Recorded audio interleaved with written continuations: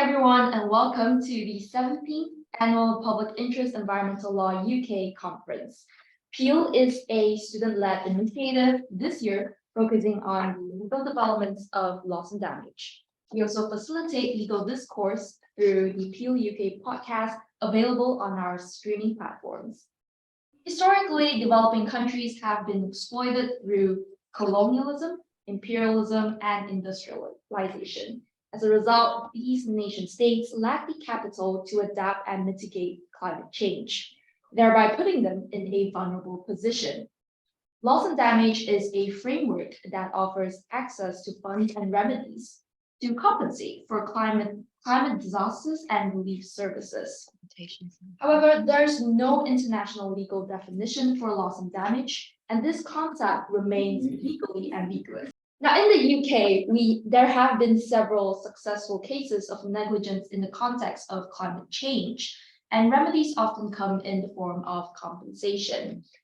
As nation-states prepare for further discussions and negotiations on the Loss and Damage Fund, our conference this year hopes to contribute to this discourse while raising awareness on the importance of this framework. We first have Mr. Hafij Khan as our keynote speaker. The first panel will then happen at 11:25 a.m., talking about the struggle for reparative justice and a loss and damage fund by Siegele and Mace. A short lunch break will then start at 12:30 p.m., followed by the second panel at 12:55 p.m. on loss and damage and the future generation, which will be led by our committee members because our original speaker, Sophia Wigan, has unfortunately fallen sick and is unable to join us today. The event will then be closed by our chair, Michaela Prince, at 1:40 p.m.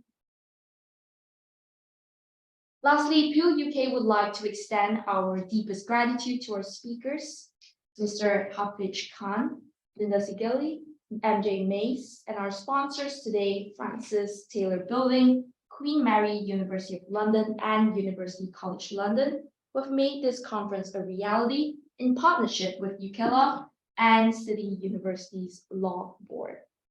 To our attendees, thank you for joining us today. We hope you learn more about loss and damage from climate negotiators, legal academics, and activities. With that being said, we'd like to warmly welcome our keynote speaker, Mr. Hafij Khan. Mr. Khan is a qualified environmental lawyer affiliated with the Supreme Court of Bangladesh. He has been working on legal and policy issues related to environment, natural resource management, and climate change for the last 18 years at local, national, and international levels.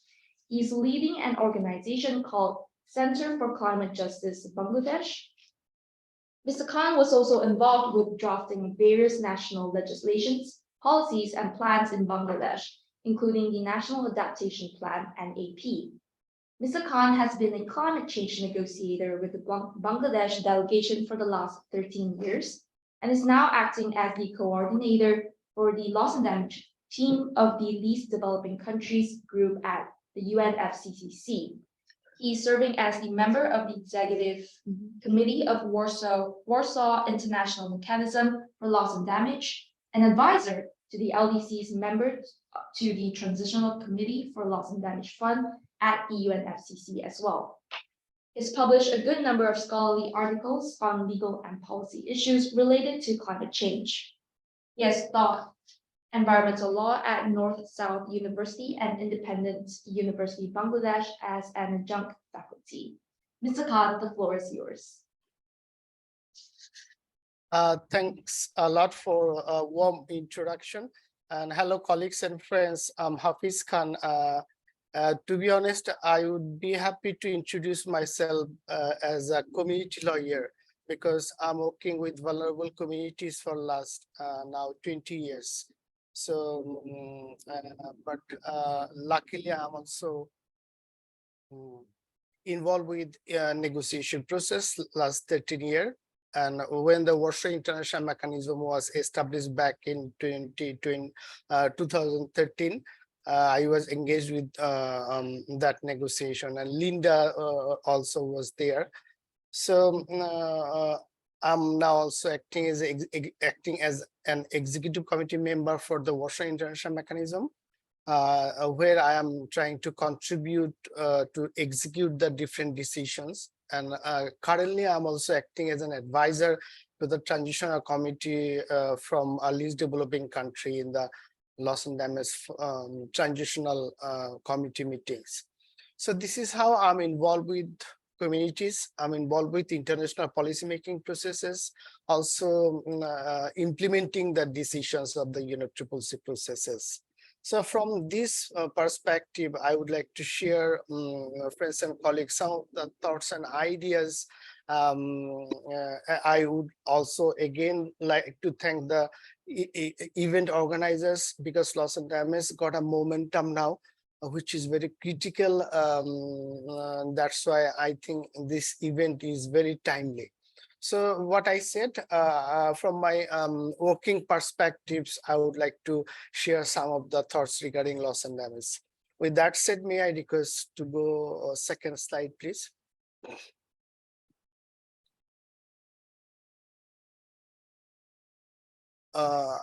Second slide, please. Yeah. This is my outline actually. First of all, we would like to see the nature of the loss and damage, in terms of understanding the nature of the loss and damage. That is, can you go the content, second slide, please? Second, no.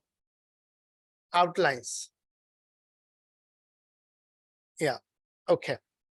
So in terms of my presentation, if we look at the outlines, first of all, we would like to try to understand the nature of the loss and damage. Secondly, what are the approaches are needed to address loss and damage.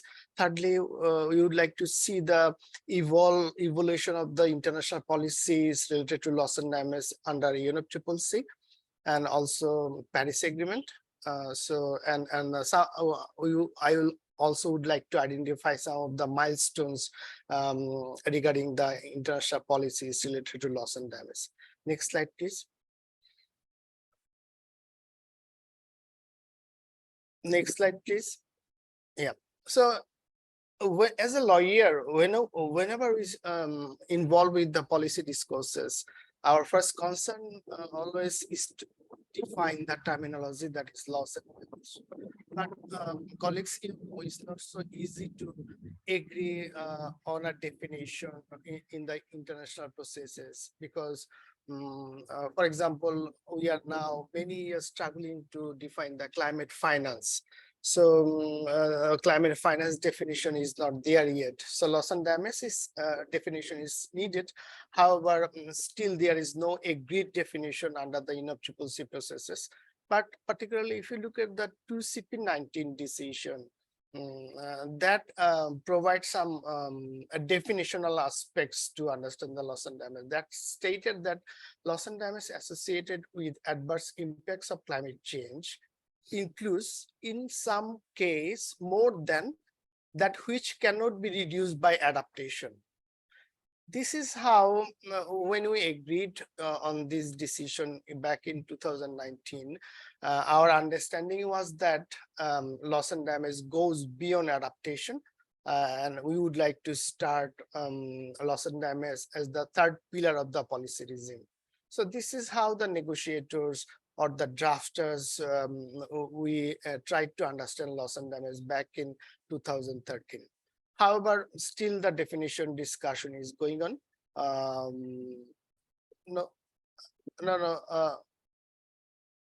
Yes, please. So with that understanding, negotiators move towards the policy processes till today. So, however, if we try to understand very simple word loss, that is the permanent loss, which is not irrecoverable. For example, loss of human lives, species, habitats, etc. On the other hand, the damage which is not permanent, which can be recovered, repaired. For example, damage to infrastructure. So that's sort the damage to infrastructure can be repaired again. So very briefly, we try to understand loss and damage as permanent and temporary. But in damage particularly recoverable, but corrective measures is really critical. For example, damage to ecosystem, it is very critical to restore the ecosystems. For example, any of the disasters like cyclones, it causes huge ecological damage due to salinity intrusion. So due to salinity intrusion, damage to ecosystem, from my community works perspective, I did see in a cyclone context, Isla, that has taken 5 years to recover or restore the ecosystem naturally. We need technical support, capacity building support to restore that ecosystems. With that said, I would like to go for next slide. Next slide, please.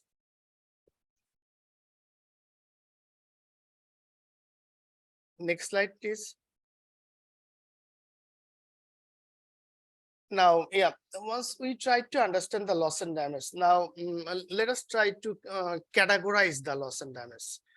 In terms of categories, till today, the scholars and policymakers are trying to understand loss and damage from economic perspective.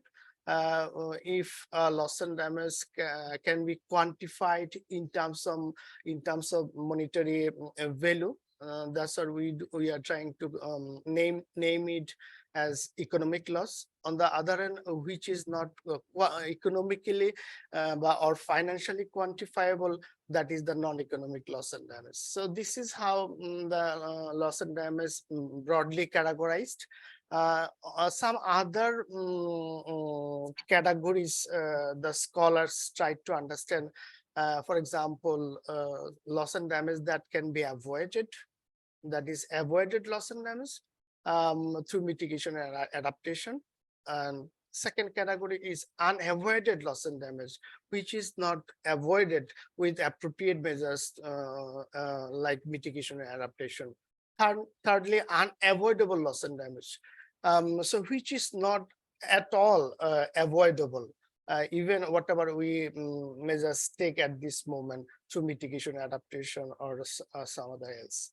So these are the basic categories. Broadly, loss and damage scholars and policymakers are trying to understand the loss and damage. Next slide, please. So there are some examples. You see the loss of territory is completely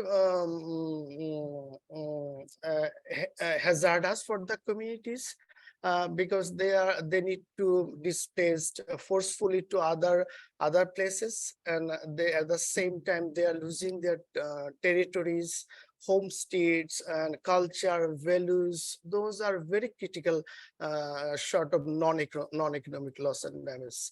Even the societal resilience, they are losing this sort of displacement, and that also they are losing the traditional knowledge, because who are displacing from vulnerable communities, mostly they are capable, they have the better capabilities rather than others. So this is how through displacement our society is losing the resilience of that society. Also that society also losing their leaders, traditional knowledge, indigenous knowledge. So displacement is a critical example that I provide from my working experience at the community level. That's really critical. On the other hand, if we try to understand the loss and damage from individual perspectives, then again, human mobility, damage to health, and loss of lives is very critical perspectives to understand from individual level.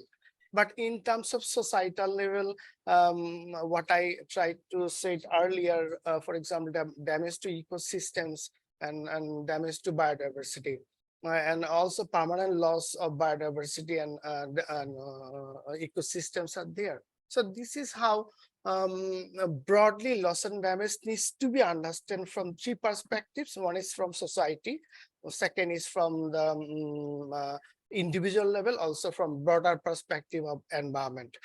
So this is how loss and damage policy frameworks needs to address the critical issues involved with loss and damage. Those are associated with impacts of climate change. Next slide, please.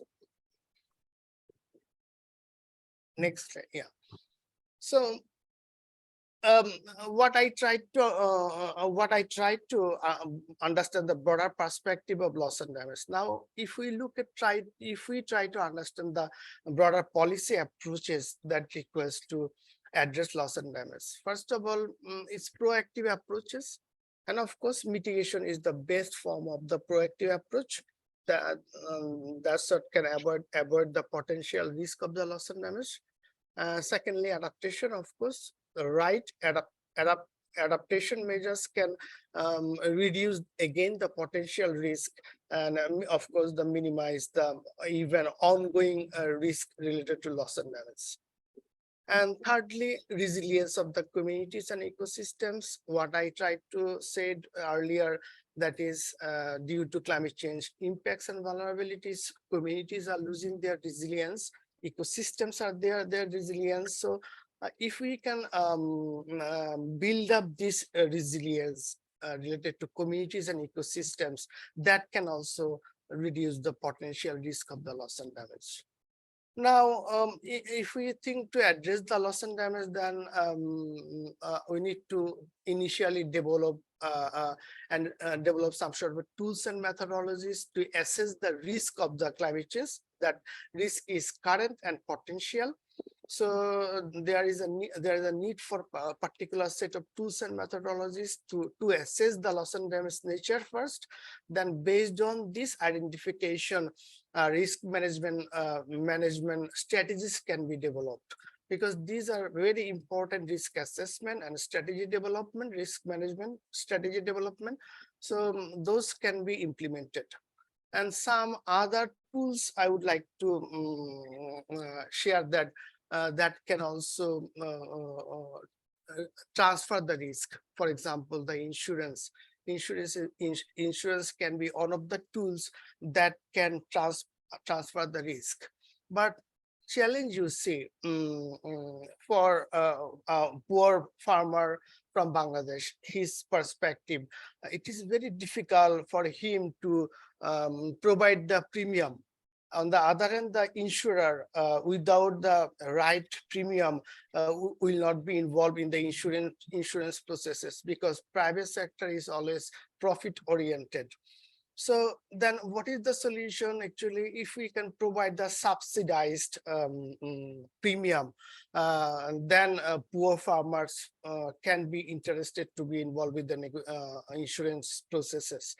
But then question is, who gonna provide the subsidies? Government can provide their subsidies, but government needs to support it by the polluter countries. Those are liable for the climate change. So now, then again, the governance issue is that how the polluter country would be providing that subsidies and which would be the channel. That's why current policy discourse on loss and damage fund can be useful. That fund can provide the subsidies to the poor, vulnerable communities, poor through different challenge that needs an innovative mechanism. But at this moment, policy discourse is very interesting.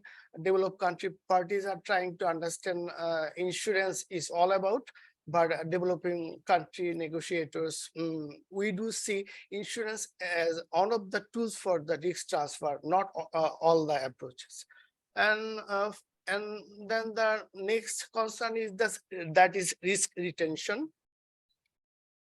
Risk also can be retained through some sort of social safety net, social protection mechanism. So, but then again, local governance is very critical to support the vulnerable communities, to protect their social security. So social safety nets can be a means to support the vulnerable communities. Now, if we look at the reactive approaches, And then the compensation is the ultimate option for loss and damage. We don't need to be a lawyer to understand this.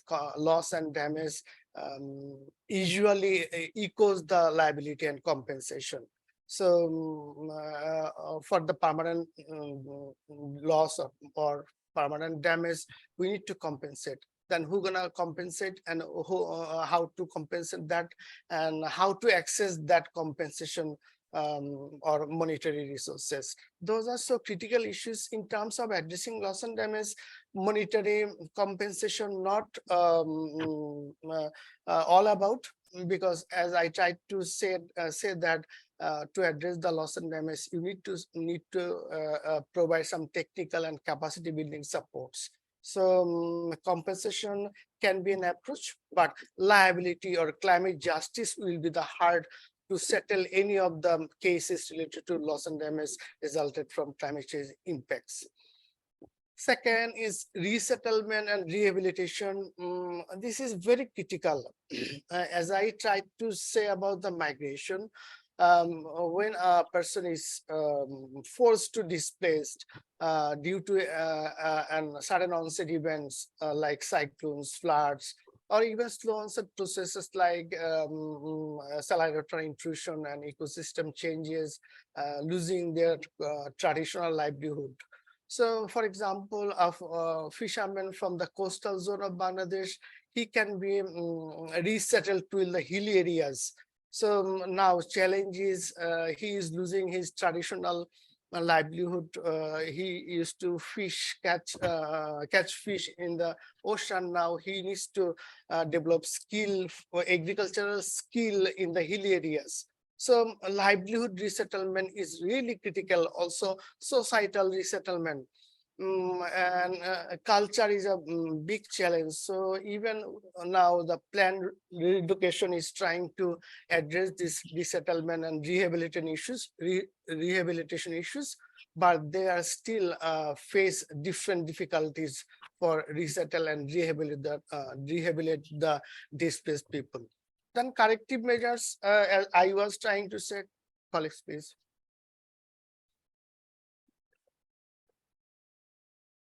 And in terms of the corrective measures, what already I explained, damage to ecosystem, and how it is corrective. As I talked about the corrective measures, so I already talked about the difficulties to restore the ecosystems. But to restore the ecosystem, what we need to build up the capacities of the communities, because communities are finally well known with the ecosystems, and community knowledge needs to be utilized to restore the ecosystems. So we need to develop the capacities of the vulnerable communities. We need to provide them technical assistance. So national level government needs to develop their capacities, and they need to access the technologies, and polluter countries, particularly developed countries, they need to provide the relevant technologies to restore the ecosystem. So you see, there are so many critical issues are involved with corrective measures. Finally, we need to ensure the means of implementation like finance, technology, and capacity building. Next slide, please. So this is how we try to understand the policy approaches. Now, if we look at the current state of the UNFCCC policy approaches, colleagues, you might know that the loss and damage was approached before the negotiation of the convention in 1991. Vanuatu proposed for a particular fund for permanent loss and damage with insurance and liability and compensation approaches. But that proposal actually did not sustain. The convention did not incorporate any provision related loss and damage. But however, in 2013, Bali Action Plan firstly recognized the risk for loss and damage, and then Cancun initiated a work program, and finally in 2013 the global community agreed to develop an institution that is called Warsaw International Mechanism for Loss and Damage.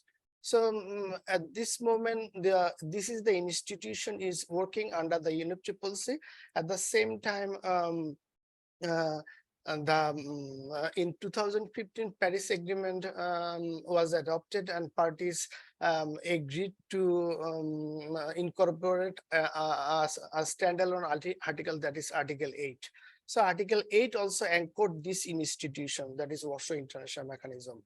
And so currently there is an institution that is called Warsaw International Mechanism, and these institutions are currently governed by two instruments, that is United Nations Convention on Climate Change, also the Paris Agreement. But still there is a great tension on the governance issue of this institution. Developed country parties, they would like to govern this institution solely under the Paris Agreement. And why?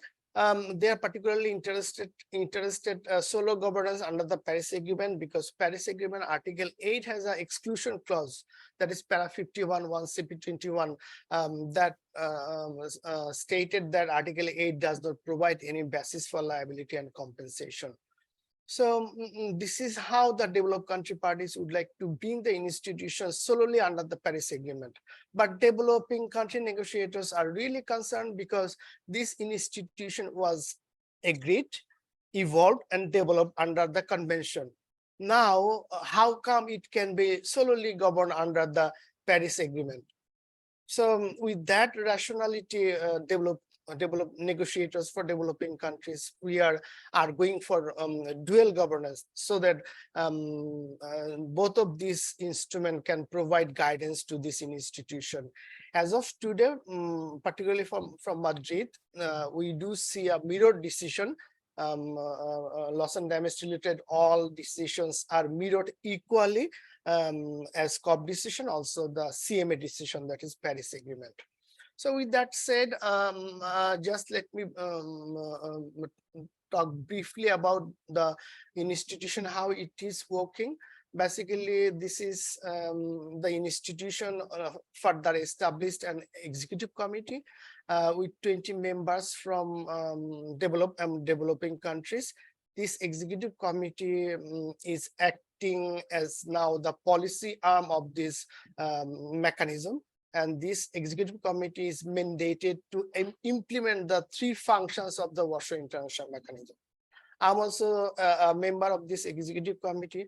As an executive committee member, I'm now involved with developing some technical guides and tools to assess the loss and damage, to identify the right approaches, also the particularly financial needs, also including the financial needs to address the displacement related challenges.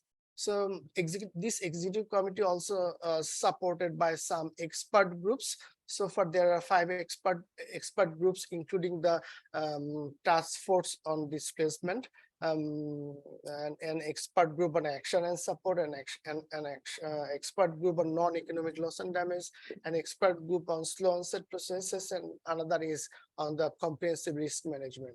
So these expert groups are really important, because these expert groups are providing their expertise to the policymakers, I mean the EXCO members. So the policymakers are closely working with some technical experts now to develop some broader policy perspective to address loss and damage. So at this moment, executive committee is implementing their second 5-year rolling work plan. There are 5 work streams out there. So they are trying to develop some sort of broader policy guidance. So currently, this is how the executive committee is working. Next slide, please.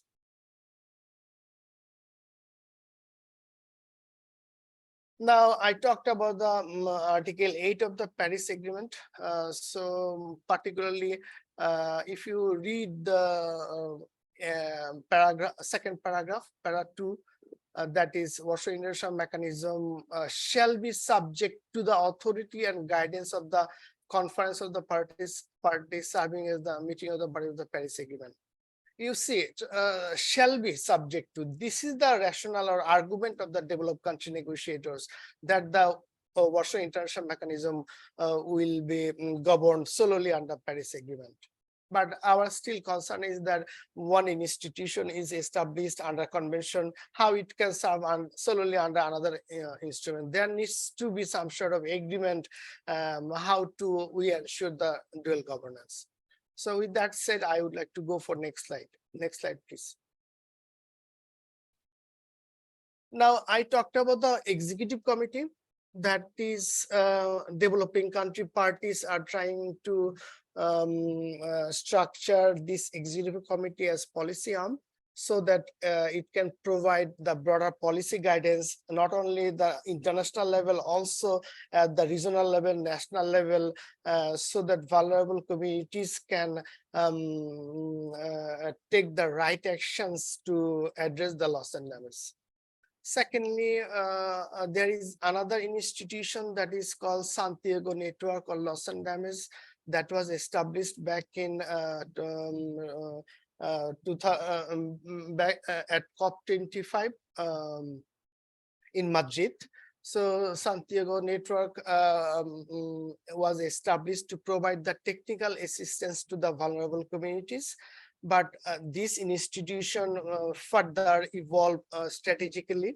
At COP26 in Glasgow, parties agreed on the basic 6 functions related to catalyzing the technical assistance in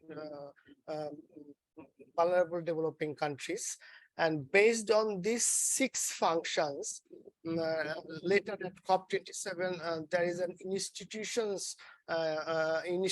structure are agreed for this network. For example, an advisory board, an independent secretariat, and also that secretariat would be hosted by a competent agency. So at this moment, there is a process ongoing to operationalize this network. End of this year, the advisory committee will be formed. At the same time, there was a bidding process and evaluation process is now ongoing to select the host organization. And by SB's 58 to be held in June, the parties will agree on a competent agency that can host the secretariat of the Santiago Network. That is the current state of negotiation or related to Santiago Network, and hopefully it will be operationalized fully in the next year. But challenge remains related to financing issues. There is a clear decisions that developed country parties would provide funding for this network, but challenge is that how to channel those funding and how to disburse and access to those funding. That is still critical questions remains related to governance to this network. But this network would be really useful, that would be working with the right experts, organizations from the national level, local level, international level. So there would be a comprehensive network that can ensure the technical support to the vulnerable communities and vulnerable states. So that is the Santiago Network. Now, if we think about the financial facility, friends and colleagues, I would like to remind you that when we agreed for the Warsaw International Mechanism back in 2013, particularly developing negotiators from developing countries, we tried to understand this mechanism broadly with a policy arm that is now established as an EXCOM. Secondly, a technical arm, that is the Santiago Network, is now there.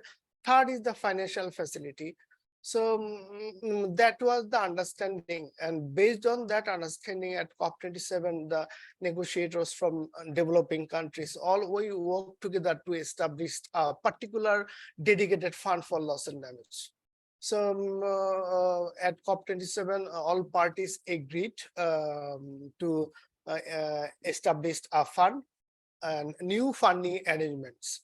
So now we're at COP27 COP27, there was a transitional committee also established, and transitional committee is now formed and they are working. This transitional committee particularly mandated to design a new fund and also to identify the elements related to the new funding arrangements, also to identify the sources of funds, including innovative sources of fund, and also this transitional committee is mandated to identify the complementarity mechanism for other existing funding arrangements. So these are the basic mandates for this transitional committee. This transitional committee will be working throughout this year. I'm also an advisor to the LDC Transitional Committee member. I'm also involved with this process as an advisor. Next slide, please.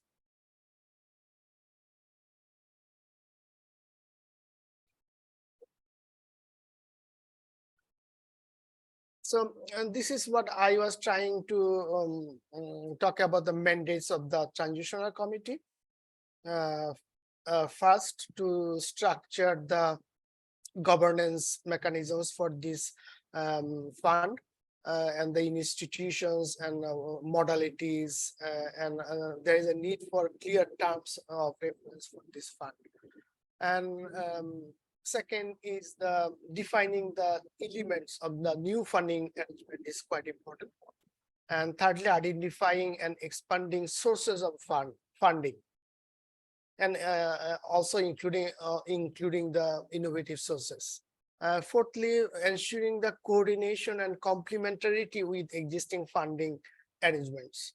So these are the 4 basic mandates for this committee, transitional committee. Next slide, please. So the first transitional committee meeting held in Luxor, Egypt, from 27 to 29 March. The first transitional committee mostly focused on the working arrangements and their work plan. So in terms of agreement on the working arrangement, the transitional committee agreed to work during the transitional committee meetings, also intersessionally. And transitional committee also agreed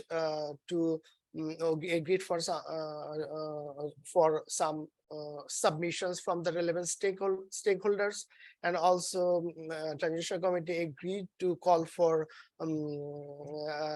case studies from different countries. So this is how transitional committee is trying to agree on their working modalities, and they also agreed a work plan.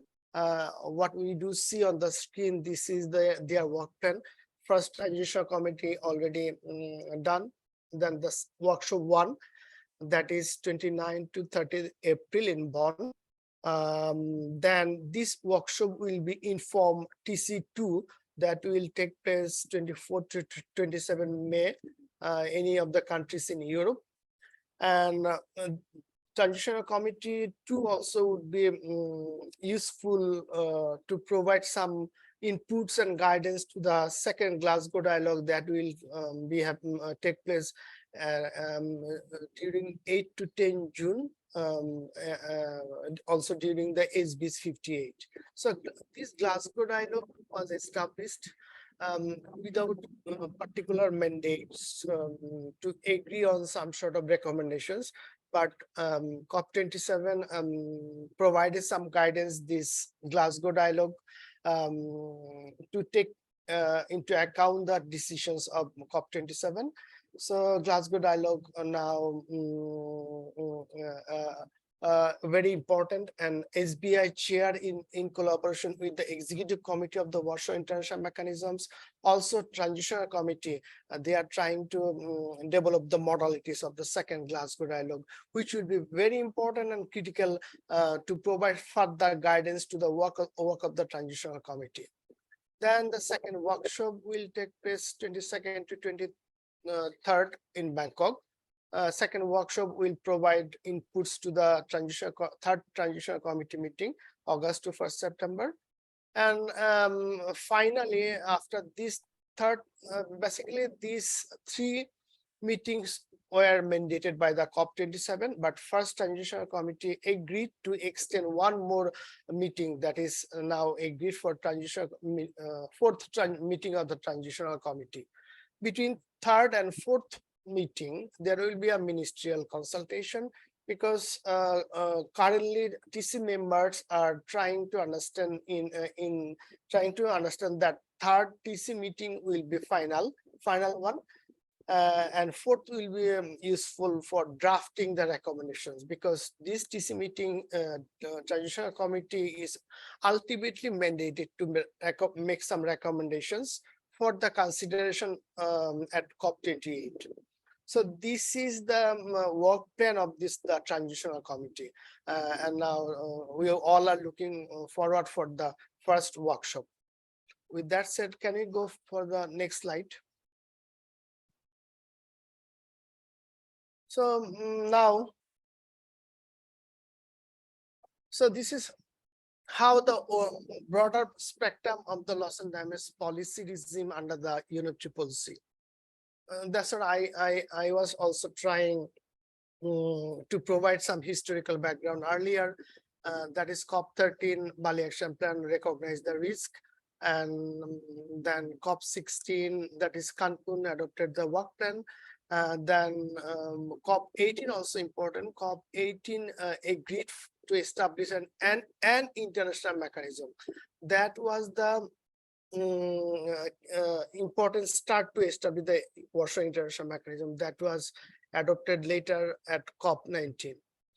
Then at COP20, the Executive Committee, they developed their initial 2-year work plan, and that was adopted and implemented. Then, of course, to COP20, 2015, that is Paris Agreement is quite important. COP21 agreed on the Paris Agreement, particularly Article 8. Then COP22 was very important for the review, but that was a brief review. And then the COP23, particularly important for developing the FISI clearing house for risk transfer. And then COP25 is very important. The second review was conducted at COP25, and also Santiago network was established at COP25. Then 2021, basically COP26 is important in terms of agreeing on the Glasgow dialogue. And Glasgow dialogue actually started the strong conservation to establish a fund, which was finally established at COP27. So now COP27 established the fund, agreed on the institutional structure for the Santiago network. Now COP28 next year is very critical to operationalize the Santiago network, and also to operationalize the new fund and funding arrangements. The policy discourse and this movement are really critical.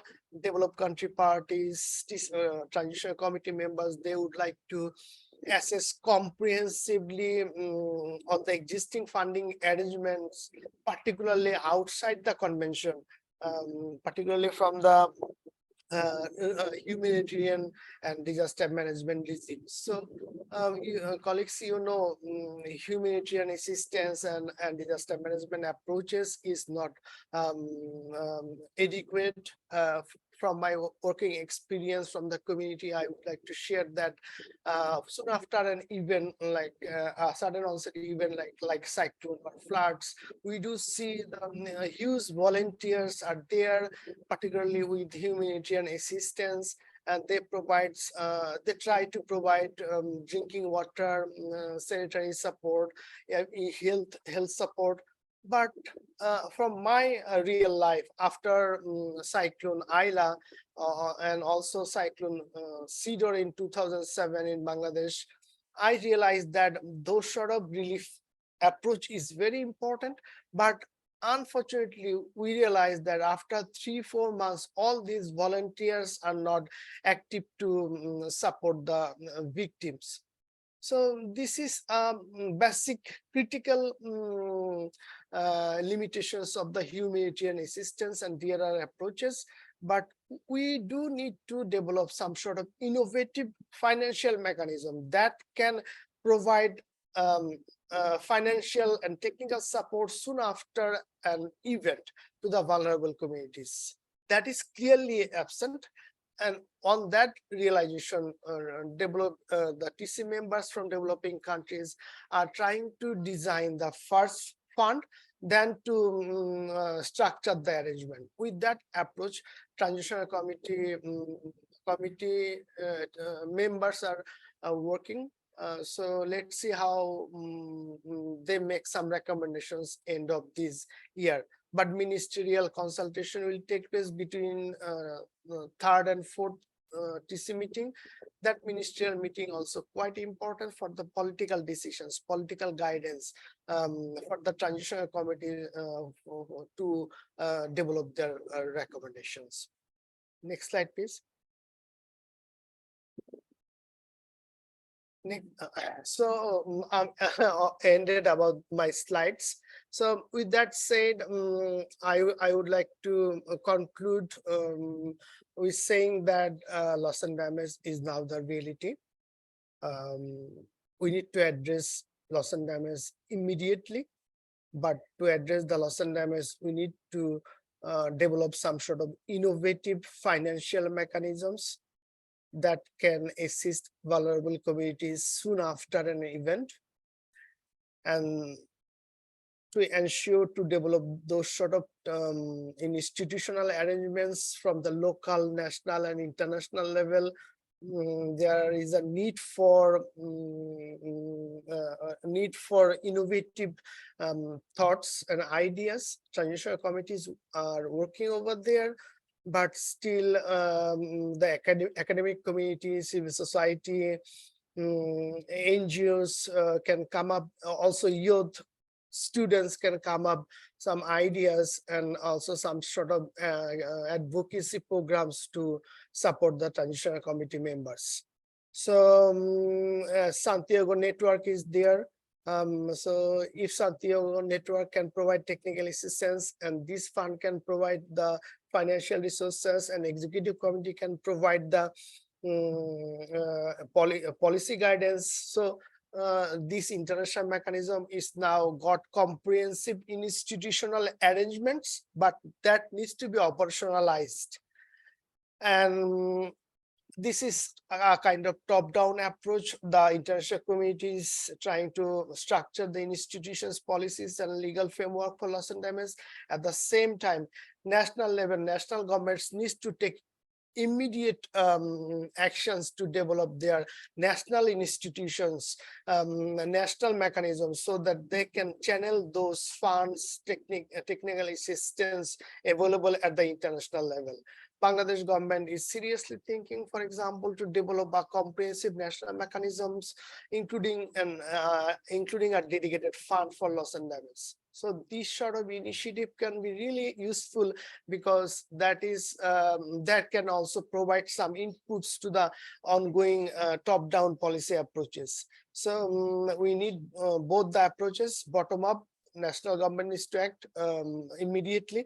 At the same time, global communities need to act more rigorously, so that we can institutionalize the institutions to support the vulnerable communities due to climate change impacts and vulnerabilities. And climate justice would be the heart of all these policy approaches. And colleagues, unfortunately, climate justice must be based on the polluter pay principle. And it's very simple. The developed countries who are responsible for the greenhouse gas emissions, they need to take clear responsibilities based on the polluter pay principle. Liabilities needs to be established. And based on liability approach, all the policy and institution needs to be structured.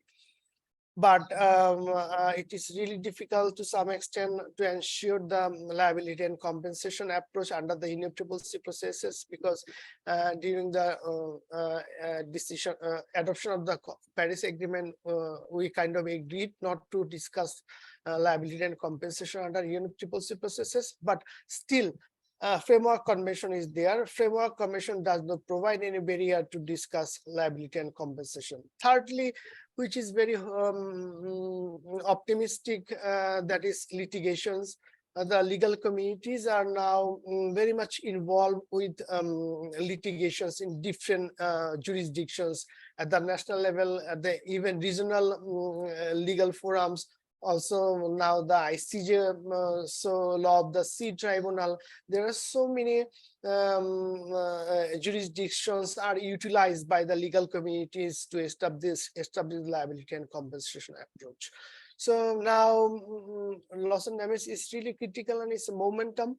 I think we are here now, we can think innovatively how every individual we can contribute the ongoing policy discourses. With that said, I would like to thank all of you for hearing me, and I'll be very happy to respond any of the questions or concerns. Thank you so much. Thank you so much, Mr. Khan. Quickly say, my name is Marigold and I'm a barrister at Francis Taylor Building Chambers. We specialise in planning and environmental law, and we are absolutely delighted to be one of the sponsors of this year's conference. I know colleagues of our chambers have previously been involved in organising the PIEL conference, so it's a conference that we continually support. And may I just generally say what a fascinating and important topic this year's conference has chosen to focus on. There really has never been a more crucial time to discuss the law and policy relating to loss and damage in the context of climate change. As I know Mr. Khan's talk has just highlighted, we certainly know that the effects of climate change, whilst they're truly global, are not felt equally. And also that the Loss and Damage Fund that was set up at COP27 last year for vulnerable countries was a key breakthrough moment. But of course, it raises many questions as to how it's intended to work and how it will be managed. And I understand it's to these important questions that we now turn to in the first panel. So it's my privilege to introduce to you Linda Siegele and MJ Mace, who are both environmental lawyers and practitioners with a wealth of experience in international climate change negotiating processes. Both of them have particular expertise on issues of adaptation and loss and damage, and both of them have worked directly with country delegations from small island development states and least developed countries. So they will be talking to you now about the history of the legal concepts of loss and damage, and also the practicalities of the Loss and Damage Fund. So without further ado, that's an introduction from me. Thank you very much for having me. Thank you so much.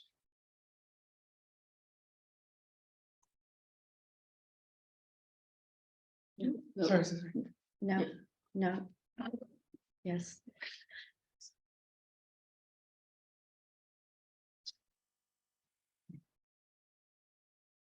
Yes. Okay. Well, it's still morning here in the UK, so good morning to you, but afternoon or evening, depending on where you're joining us from.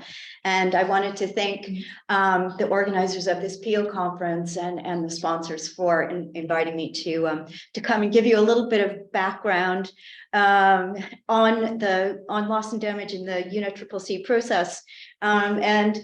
I'm wearing my academic hat, so I will be looking at this through the lens of public international environmental law, which is the grounding of this conference. And so there will be a little bit of overlap with what we've heard from Hafij. Hopefully I'll be able to go into a little bit more detail and maybe go back a few years before the convention process was even established. So if you could move to the next slide, please.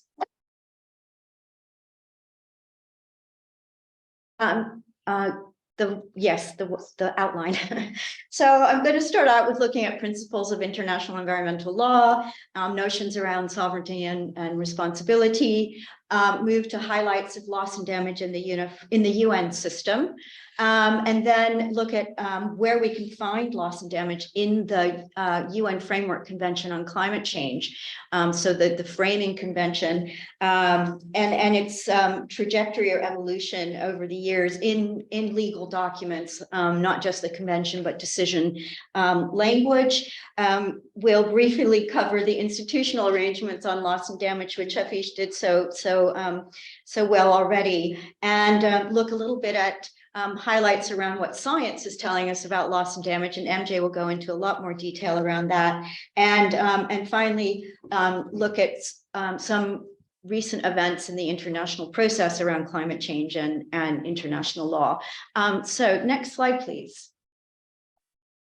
So let's start from the very basics and look at the principles of international environmental law. And I've got three important ones here, but I also have another international legal concept around state responsibility that I believe is critical to our understanding of loss and damage in the climate change convention process.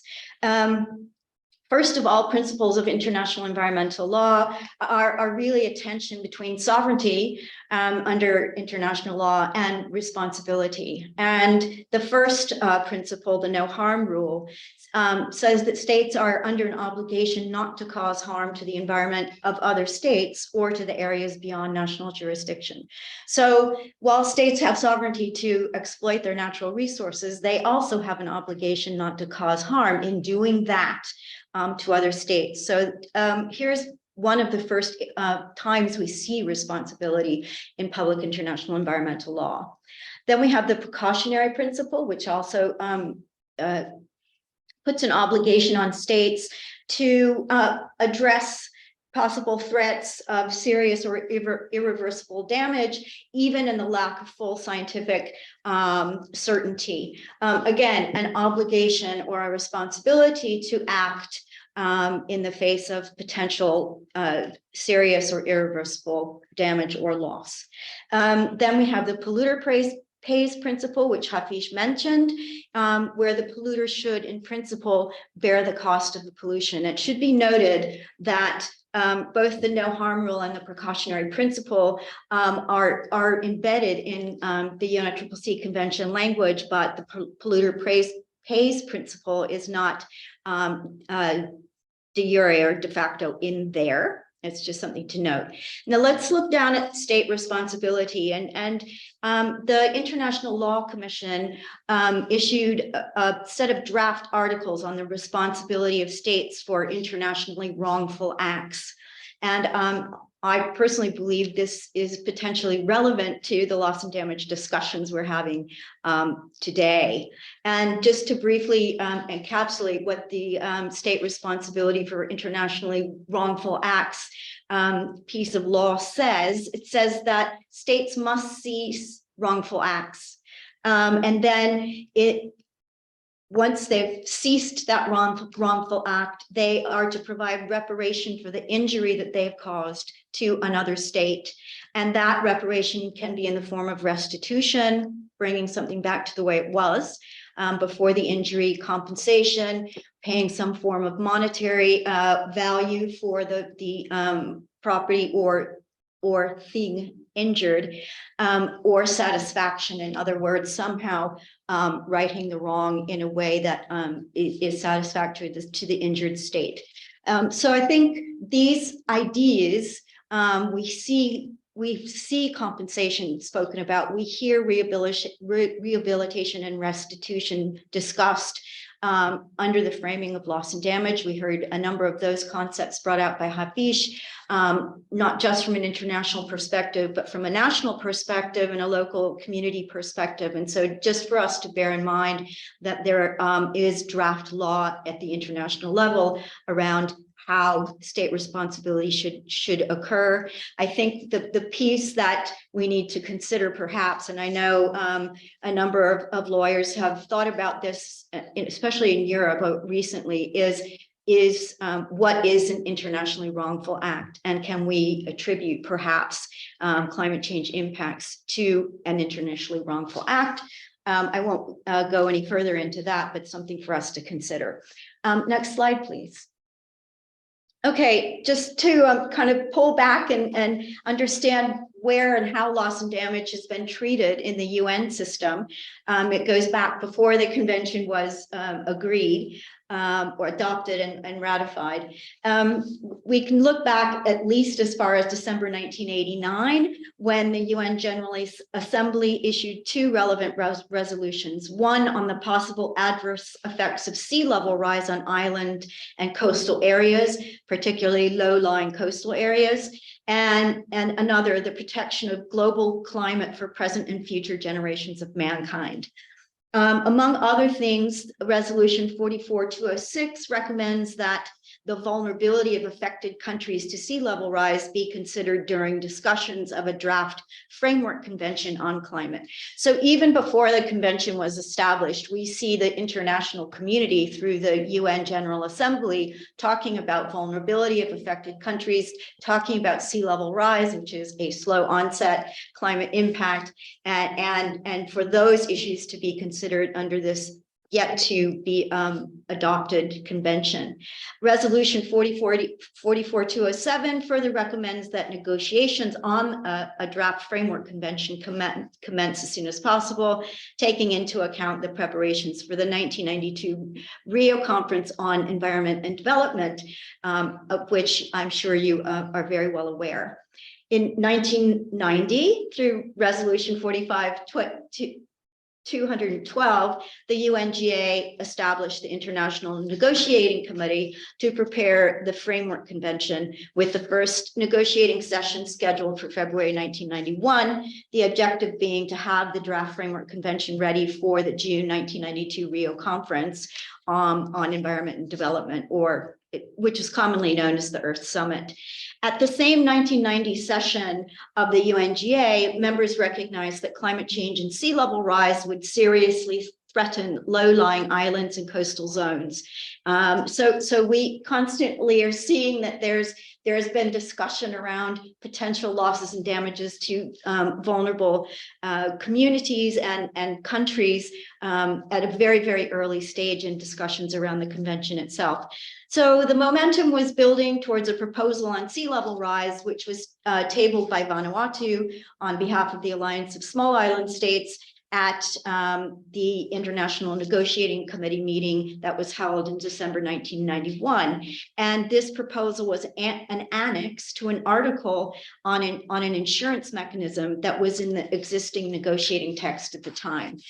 Next slide, please. And Hafij did mention this 1991 proposal. Just to go in a little more detail as to what it included, and again, where we might find responsibility in this proposal.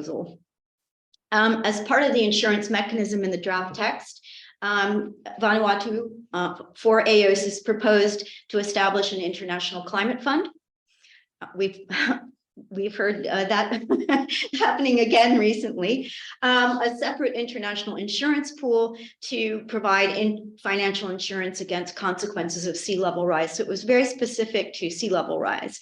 In formulating this insurance pool, parties would need to consider methods of funding the pool, the types of loss to be covered, how to evaluate loss from sea level rise, and limitations on the amount of compensation that might be payable. I think some of these issues at least are currently being considered by the Transitional Committee, looking at loss and damage funding arrangements and a fund. So these notions and ideas go very far back. Developed countries were meant to put money into the pool based on a formula which is modeled on the 1963 Brussels Supplementary Convention on Third-Party Liability in the field of nuclear energy. So notions around liability and party responsibility from agreed international environmental treaties and documents were incorporated in this proposal. And more specifically, the amount that developed countries were meant to put into the fund would be based on 50% on GDP, so ability to pay, and 50% based on the level of CO2 emissions, so the responsibility to pay. So again, you see these notions around responsibility entering into even the pre-convention discussions. Next slide, please. So we get to the convention that was agreed in 1992 and came into force in 1994.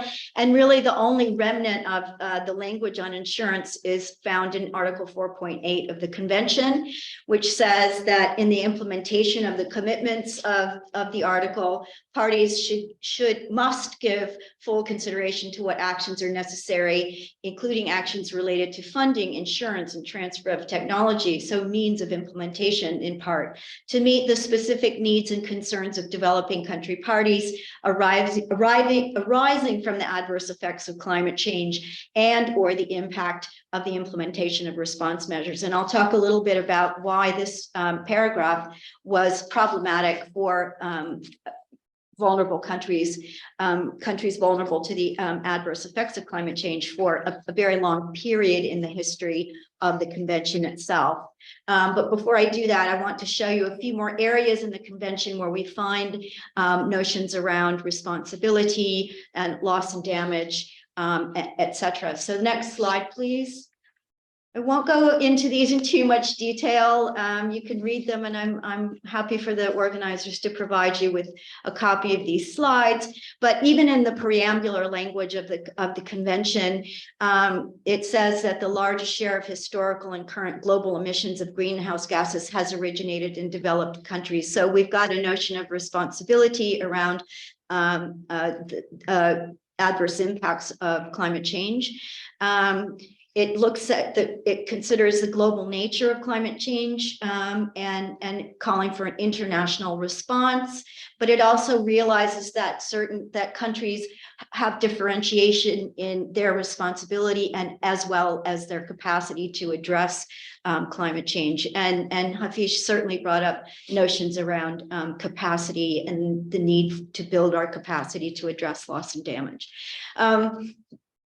Here we get to the no harm rule, where states have the sovereign right to exploit their own resources, but a responsibility to ensure that activities within their jurisdiction or control do not cause damage to the environment of other states. So a clear statement of the no harm rule in the convention. And it also recalls a number of the UN General Assembly resolutions that I mentioned in previous slides, including the one on possible adverse effects of sea level rise on islands. Next slide, please. I think without going into, again, trying not to go into too much detail, the ultimate objective of the convention is to stabilize greenhouse gas concentrations. And here's where I think it's the second piece of this objective is really critical to the ideas around loss and damage within a time frame sufficient to allow ecosystems to adapt naturally. So there's a limit. And the stabilization of these greenhouse gases need to occur within that limit. And this idea that loss and damage goes beyond the limits of adaptation is one that is being discussed in the process now.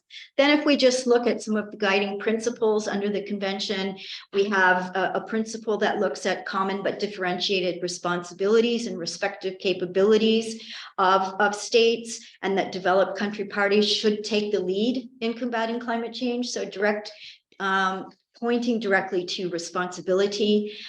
We have a principle that looks at all parties' obligations to address the specific needs and special circumstances of particularly vulnerable developing countries. So again, differentiation of responsibilities. And finally, there is a mention of irreversible damage in the context of the precautionary principle in Article 3.3. Next slide, please. So we're moving through history here. Again, and you'll hear some common milestones from Hafij's talk. Article 4.8, which I mentioned before, was extremely problematic, in particular for very vulnerable countries affected by the adverse impacts of climate change, because it links mitigation and adaptation actions, and it looks at the adverse effects on those countries that are dependent on fossil fuels and the impact that mitigation might have on their economies. I'm putting it quite bluntly there, but that's what this article does. And it made it very, very difficult to make advances on addressing the adverse impacts of climate change, because those countries that were oil producers or dependent upon oil production for their economies required equal time in terms of adverse impacts of mitigation.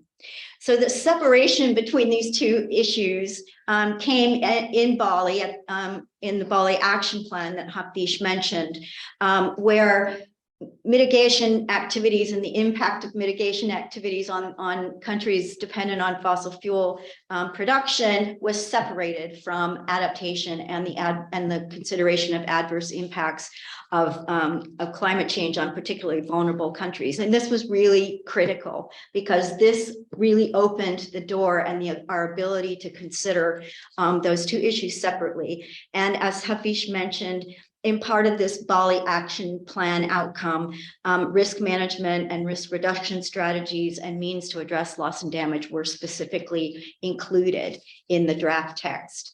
Next slide, please. The reason this plan was important is because it was a 2-year plan to get to some form of legal outcome in 2009 at the Conference of the Parties in Copenhagen, COP15. You probably know the history of the convention process. Copenhagen didn't result in any sort of legally binding outcome, but in the run-up to that conference, a number of parties proposed, including loss and damage, in a proposed legally binding outcome or proposed draft text, including the Alliance of Small Island States, which over those 2 years developed a multi-window mechanism to address loss and damage. And MJ, sitting right next to me, was very instrumental in putting that multi-window mechanism together. So loss and damage is on the table. There's text, there are ideas about how to start working on loss and damage under the convention process. We get to COP16 in 2010, where parties were trying to pick up the pieces of the Copenhagen debacle. And a work program on loss and damage was established, a 2-year work program. It took an entire year up until 2011 for parties to agree on what would be included in that work program. But for the year between 2011 and 2012, many meetings were had, and parties agreed that the convention had a role in promoting the implementation of approaches to address loss and damage, and that's in a decision. And the following year, next slide, please. An international mechanism, an institutional arrangement was agreed. I won't go into too much detail because I know Hafij covered a lot of this. It has 3 functions, which are directly based on the role of the convention that was agreed the year before. It has an executive committee that was established. I think the one thing that's worth noting is that the WIM, the Warsaw International Mechanism, was established under the Cancun Adaptation Framework. And that was pretty problematic for a number of those of us in the room at the time, because there's the sense that loss and damage is something beyond adaptation, and that there are limits to adaptation that can give rise to loss and damage. And some of this language around limits is indeed included in the Warsaw decision that established the mechanism and the XCOM. Next slide, please.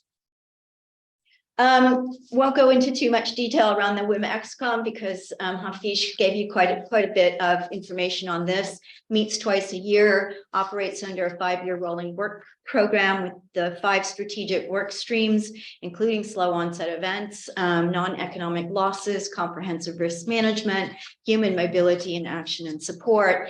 And it has the authority to establish any subgroups that it needs to assist it with implementing its work. Next slide, please. And it's been operating since 2015. Okay, I want to step back now a little bit, and hopefully this will provide a very small basis for some of the more information that MJ will provide you around the science. And the IPCC, which is the Intergovernmental Panel on Climate Change, which is tasked with assessing the science around climate change, has come out with a series of different assessment reports over time, and for a very long time, even adaptation and the risk of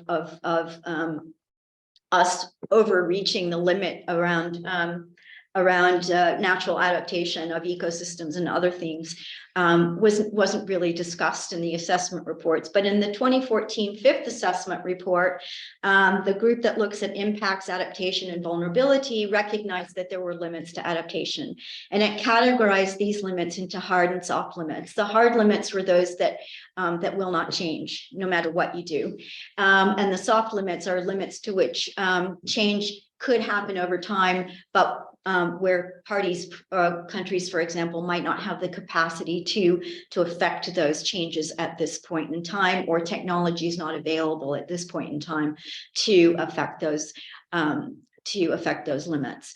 Then we moved to 2018, where parties called through the Paris Agreement adoption decision called for a special report on global warming of 1.5 degrees centigrade, i.e. what's the difference of impacts between 2 degrees and 1.5.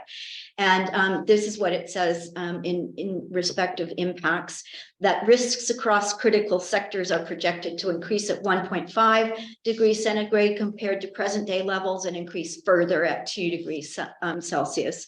So a differential there in terms of our mitigation target, or temperature target, and highlights 3 areas of concern in the context of loss and damage at 1.5 degrees Celsius: the lack of data, gaps in financial assessments, and a lack of targeted policies or mechanisms to address these issues.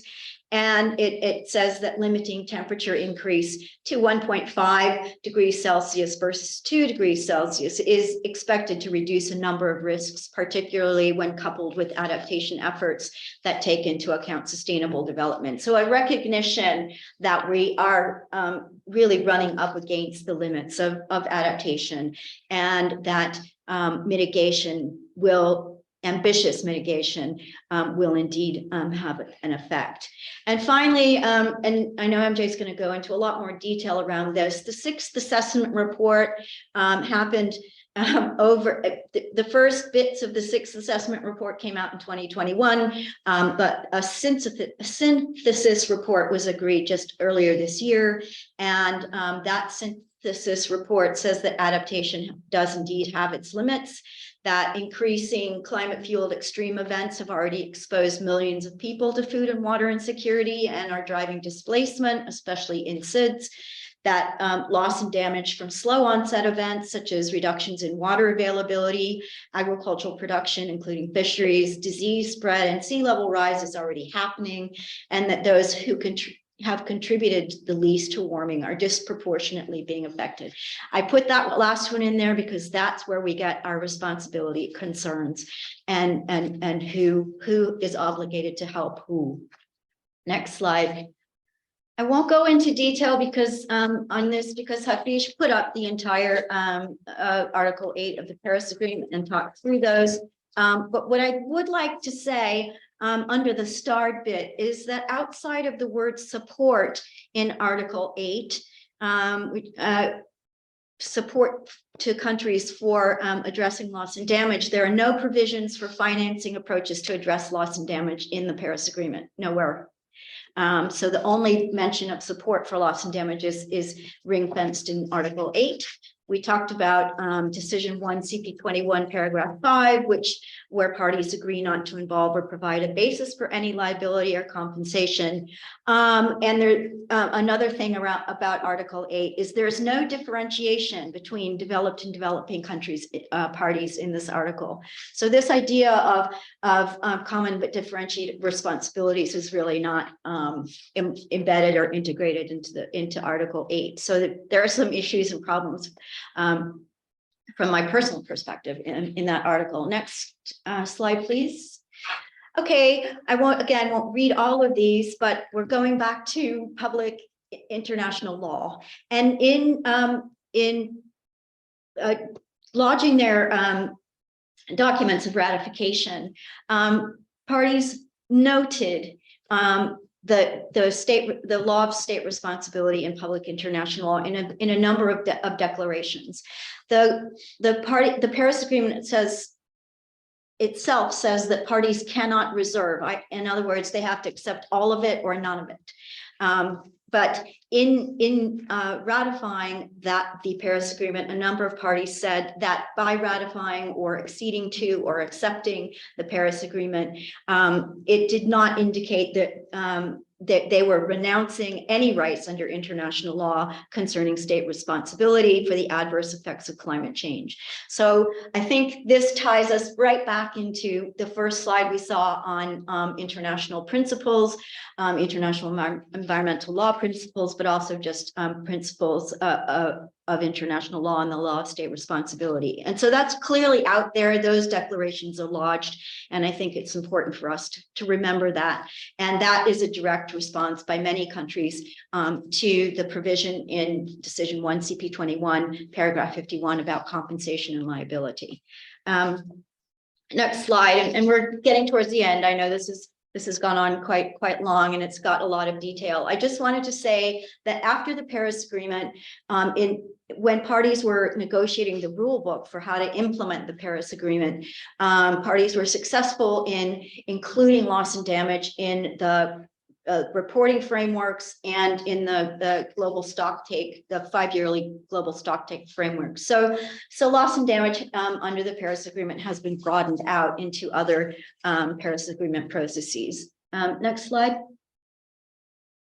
This is almost the last one, just for you to catch up on what happened in 2019 and 2021. The Santiago Network on Loss and Damage, which was established in the second review of the WIM in 2019. And MJ will talk a lot more about where we are with that now. And the Glasgow outcomes included the establishment of a Glasgow dialogue, which is kind of a default discussion around financing arrangements for loss and damage because parties weren't successful in establishing a fund. Next slide, please. And I just want to let you know that there are some things around climate change that are going on at the international level in international courts. Vanuatu initiated a request for an advisory opinion from the ICJ, which was adopted by consensus in the UNGA. A resolution on this request was adopted, and it has a number of questions that it's asking the International Court of Justice to address around climate change and responsibility under international law. So we're all waiting to see how that turns out. In the meantime, Chile and Colombia have requested an advisory opinion from the Inter-American Court on Human Rights around looking at human rights and the obligations that human rights law place on countries to address climate change. And finally, a commission of small island states on climate change and international law. The commission requested an advisory opinion from the international law on the International Court on the Law, Tribunal on the Law of the Sea. ITLOS has added this request to its caseload, and it's asked for written submissions or statements from parties up to the middle of June of this year. And there are a number of specific questions around impacts of climate change on oceans that were put into this request for an advisory opinion. So lots going out there in international law around climate change and the courts. Final slide is just to say at COP27, we established funding arrangements in a fund to address loss and damage. There is a timeline for operationalizing the Santiago network. The WIM XCOM set out its report, and MJ will be telling us a lot about what's going on this year on loss and damage issues, including the Santiago network and the Transitional Committee, but also to be aware that the first global stocktake will be finalized with some form of political declaration and way forward at the end of this year, and that will include considerations around loss and damage. Thank you very much. I have a pretty picture on the next slide. That's Fiji. And thanks a lot. And over to you, MJ. Thanks very much. Yeah. Oh, it's nice to see you, Hafij. Just one to the right. Thanks.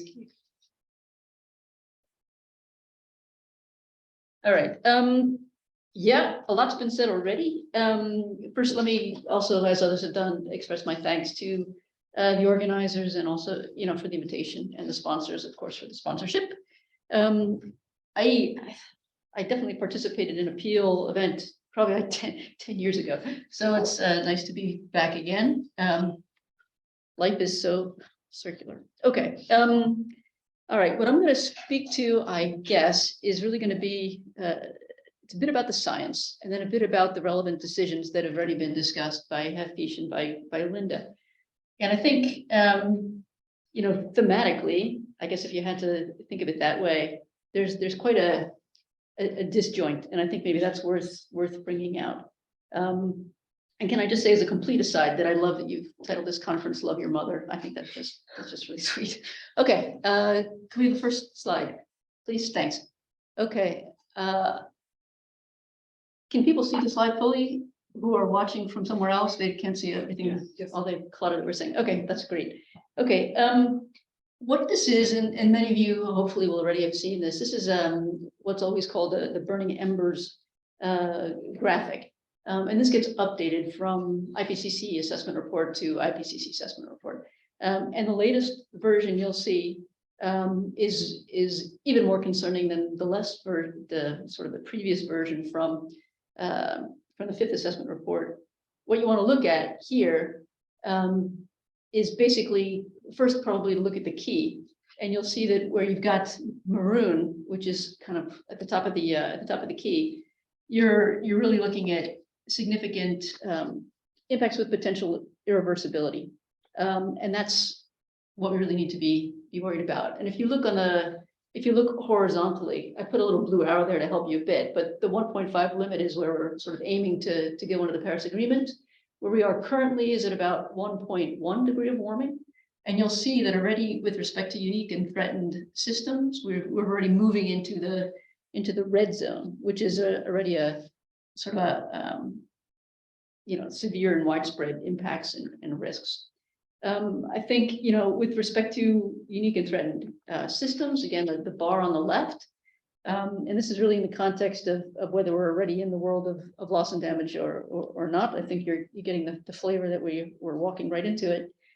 With unique and threatened systems, you're really looking at ecological systems, ecological and human systems, and you'll see this in the bottom text, that have a restricted geographic ranges that are constrained by climate-related conditions. So here you're talking about things like coral reefs, the Arctic, and indigenous peoples. And so already we already know that we hit 1.5, for example, with coral reefs. Basically, we're done with coral reefs, which is a tragedy. It's just a tragedy. And I think we're heading right there. The second reason for concern, which is what RFC stands for, extreme weather events. This relates to heat waves, heavy rain, drought, and associated wildfires, coastal flooding, etc. Risks to human health and livelihoods and assets. And you can see where we are in that zone as well. So we're already looking at detectable impacts and risks that are attributable to climate change with medium confidence. So in other words, we already know that that we're already dealing with impacts already, and you can see how quickly the transition may happen from sort of a moderate risk to a high risk to a very high risk. And probably one thing worth noting is that even in the transition from the fifth assessment report through the 1.5 degree IPCC report into the sixth assessment report, there's already been this sort of kind of a ratcheting down of the deeper colors, if that helps you understand. That basically the reasons for concern have become the transition zones are going to happen at a lower temperature than was originally thought. So if you thought coral reefs were going to last a little longer, guess what? No reason to be optimistic on that front. So basically, we're seeing more severe impacts than we had believed that we would be seeing from the temperature rises that are projected. Next slide. Thanks. Okay, so this is basically a slide again from the 6th assessment report, and this is from Working Group 2, the full report, which goes into quite a bit of detail, and this addresses observed and an emphasis on observed. Widespread and substantial impacts and related loss and damages that are attributed to climate change. So all of these are significant words. But importantly, observed impacts, right? So what we're already seeing. And again, on the right-hand side, you'll see the key. And what you want to look at here is, purple, and the purple is adverse impacts. So for these 4 categories, water availability and food production, health and well-being, city settlements and infrastructure, we're already seeing adverse impacts. And I guess where you see the hatch marks and you see a little green as well, that's where you've got both adverse and positive effects. But you can see for the most part, we've got adverse impacts, and that's quite clear. What's also important to note is the confidence level, and that's in the key on the bottom right-hand corner. And that's confidence in attribution to climate change. So we know that these negative impacts that we're seeing, yes, they're attributable to climate change.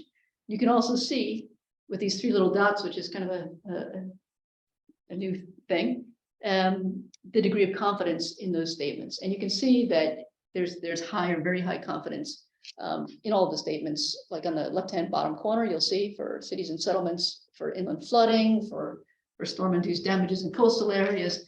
This is with high confidence that this is attributable to climate change. So this is the world we're in. The science of attribution has really moved along, and the connection between emissions and impacts is becoming clearer and more measurable all the time.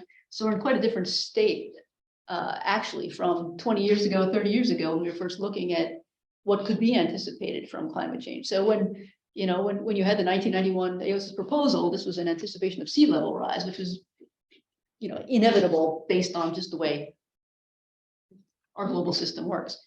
And now it's quite clear that many other impacts are quite visible. But the attribution had always been a debate, and now that debate is being shut down quite quickly. Next slide.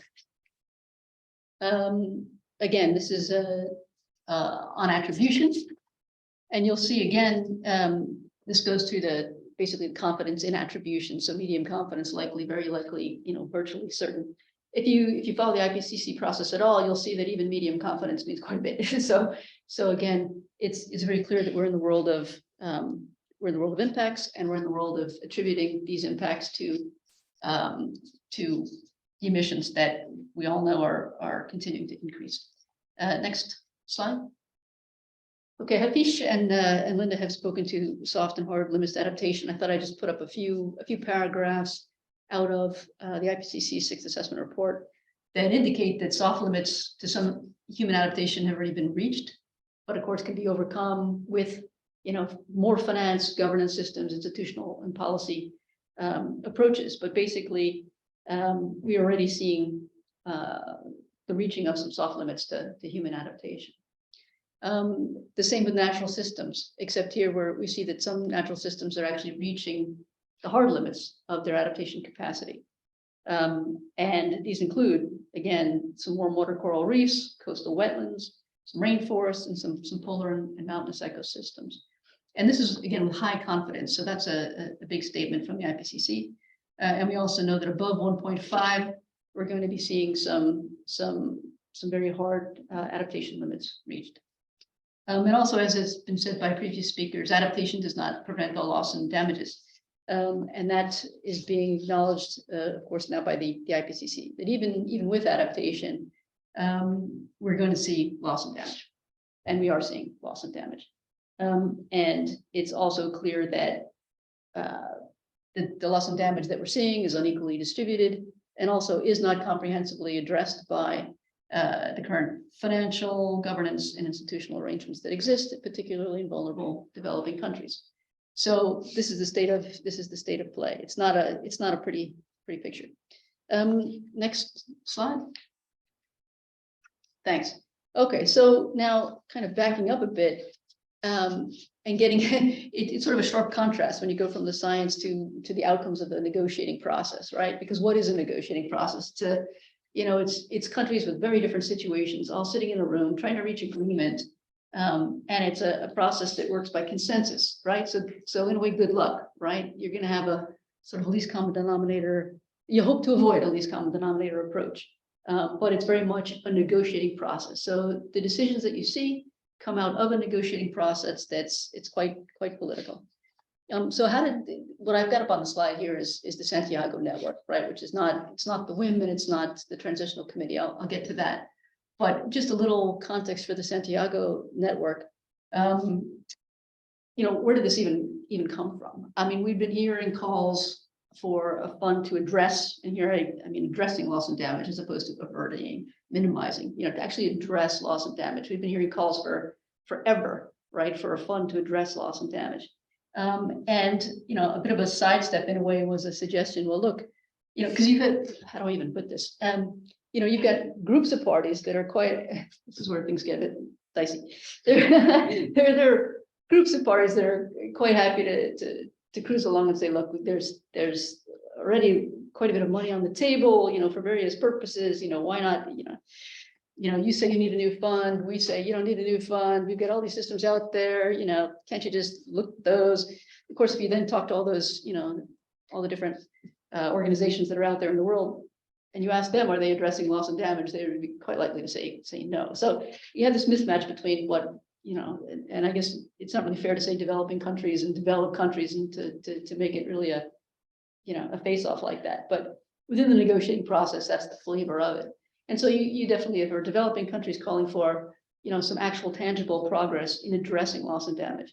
And you've heard quite a bit of frustration with the WIM, which, yes, success to establish the WIM, but is the WIM delivering anything on the ground? And I think many would say that it's not. It's generating a lot of paper. It's going through a lot of process, but is it really delivering on the ground? And so there's a bit of a perception that the WIM needed to be certainly bolstered with some funds to actually do something. And then we ended up, with a negotiation around what that something is and what the structure looks like. And I think that the Santiago Network became in a way, a bit of a sidestepping of that. Because it goes as far as saying, all right, well, it's very clear that developing countries need technical assistance. And what it does is it taps the expertise that already exists out there in the world, or it has potential to do that, right? But the counter argument to the Santiago Network's existence as a whole is that it doesn't really add anything. It doesn't actually have any funding of its own. It's not really, something new and additional that the vulnerable countries have been after. Yes, there's a need for technical assistance, but also there's a need for finance to provide that technical assistance, which is something that the Santiago Network is actually lacking. And there's also a need for money to actually move to countries themselves to be able to cope with the impacts of climate change. And how can even the Santiago Network entities function without funding support? So we have these decisions on the Santiago Network. We know that it's to contribute to the functions of the WIM, and you've already heard how the WIM sits under the convention, but you've also heard that there's a bit of a fight about whether it's sitting under the convention or whether it's sitting under the Paris Agreement, because of the different contexts and the implications for state responsibility that situation, that siting, for example, has. So, all right, so what is the Santiago Network going to do? We have this thing now. It could be very useful, or it might just not be. And it's really going to depend, I suppose, on how it gets implemented and funded over time. But what is it? It's meant to be catalyzing technical assistance of organizations, bodies, networks, and experts, which has been, OBNE is a way to, I guess, say this in shorthand. It's meant to be demand driven, right? So parties can ask for support from this network. The network itself is then supposed to be, and probably through the secretariat, will be identifying, prioritizing technical assistant needs, identifying relevant types of technical assistance, and then in theory, connecting folks that need technical assistance with those organizations and entities and networks and bodies that are best suited to providing that technical assistance. In addition, the Santiago Network is meant to be facilitating consideration of a wide range of relevant topics. There's some brilliant language for you, right? Consideration of a wide range of relevant topics, including, like this is what you get in the negotiating process. Facilitating and catalyzing collaboration, coordination, coherence, making sure that it's not theoretically duplicating efforts, but of course there's a gap that needs to be filled. Facilitating knowledge and information dissemination. Okay, that's language that's been like challenging in the WIM context because it could just be paper writing. We'll see what it is. And then facilitating access to action and support, right? So let's see. But essentially, there's and we can go to the next slide, I think. Thanks. So from a structural perspective, what have you got? You're going to have a secretariat that's going to be developing guidelines for how you designate, I'll say I can't even say that acronym, but basically organizations, bodies, networks, experts as members. It's going to develop guidelines for responding to requests that come in. It's going to, develop guidelines for how it actually manages the funding that's provided for technical assistance, but of course it doesn't have any money at the moment. And it's going to generate reports, as every entity ever created under the UNSCC process does, generates annual reports. And it's going to be hosted by an organization or consortium. And of course, an elaborate process has been developed to decide what entity is going to host the Santiago Network. These issues are always really loaded, right? Because if it sits in one type of organization, you get one type of result. If it sits in a different type of organization, you're likely to get a different type of result. So that's all hugely sensitive and problematic. And much happens in rooms that you never see about who puts forward, proposals and who doesn't, et cetera. But at any rate, there will be proposals that get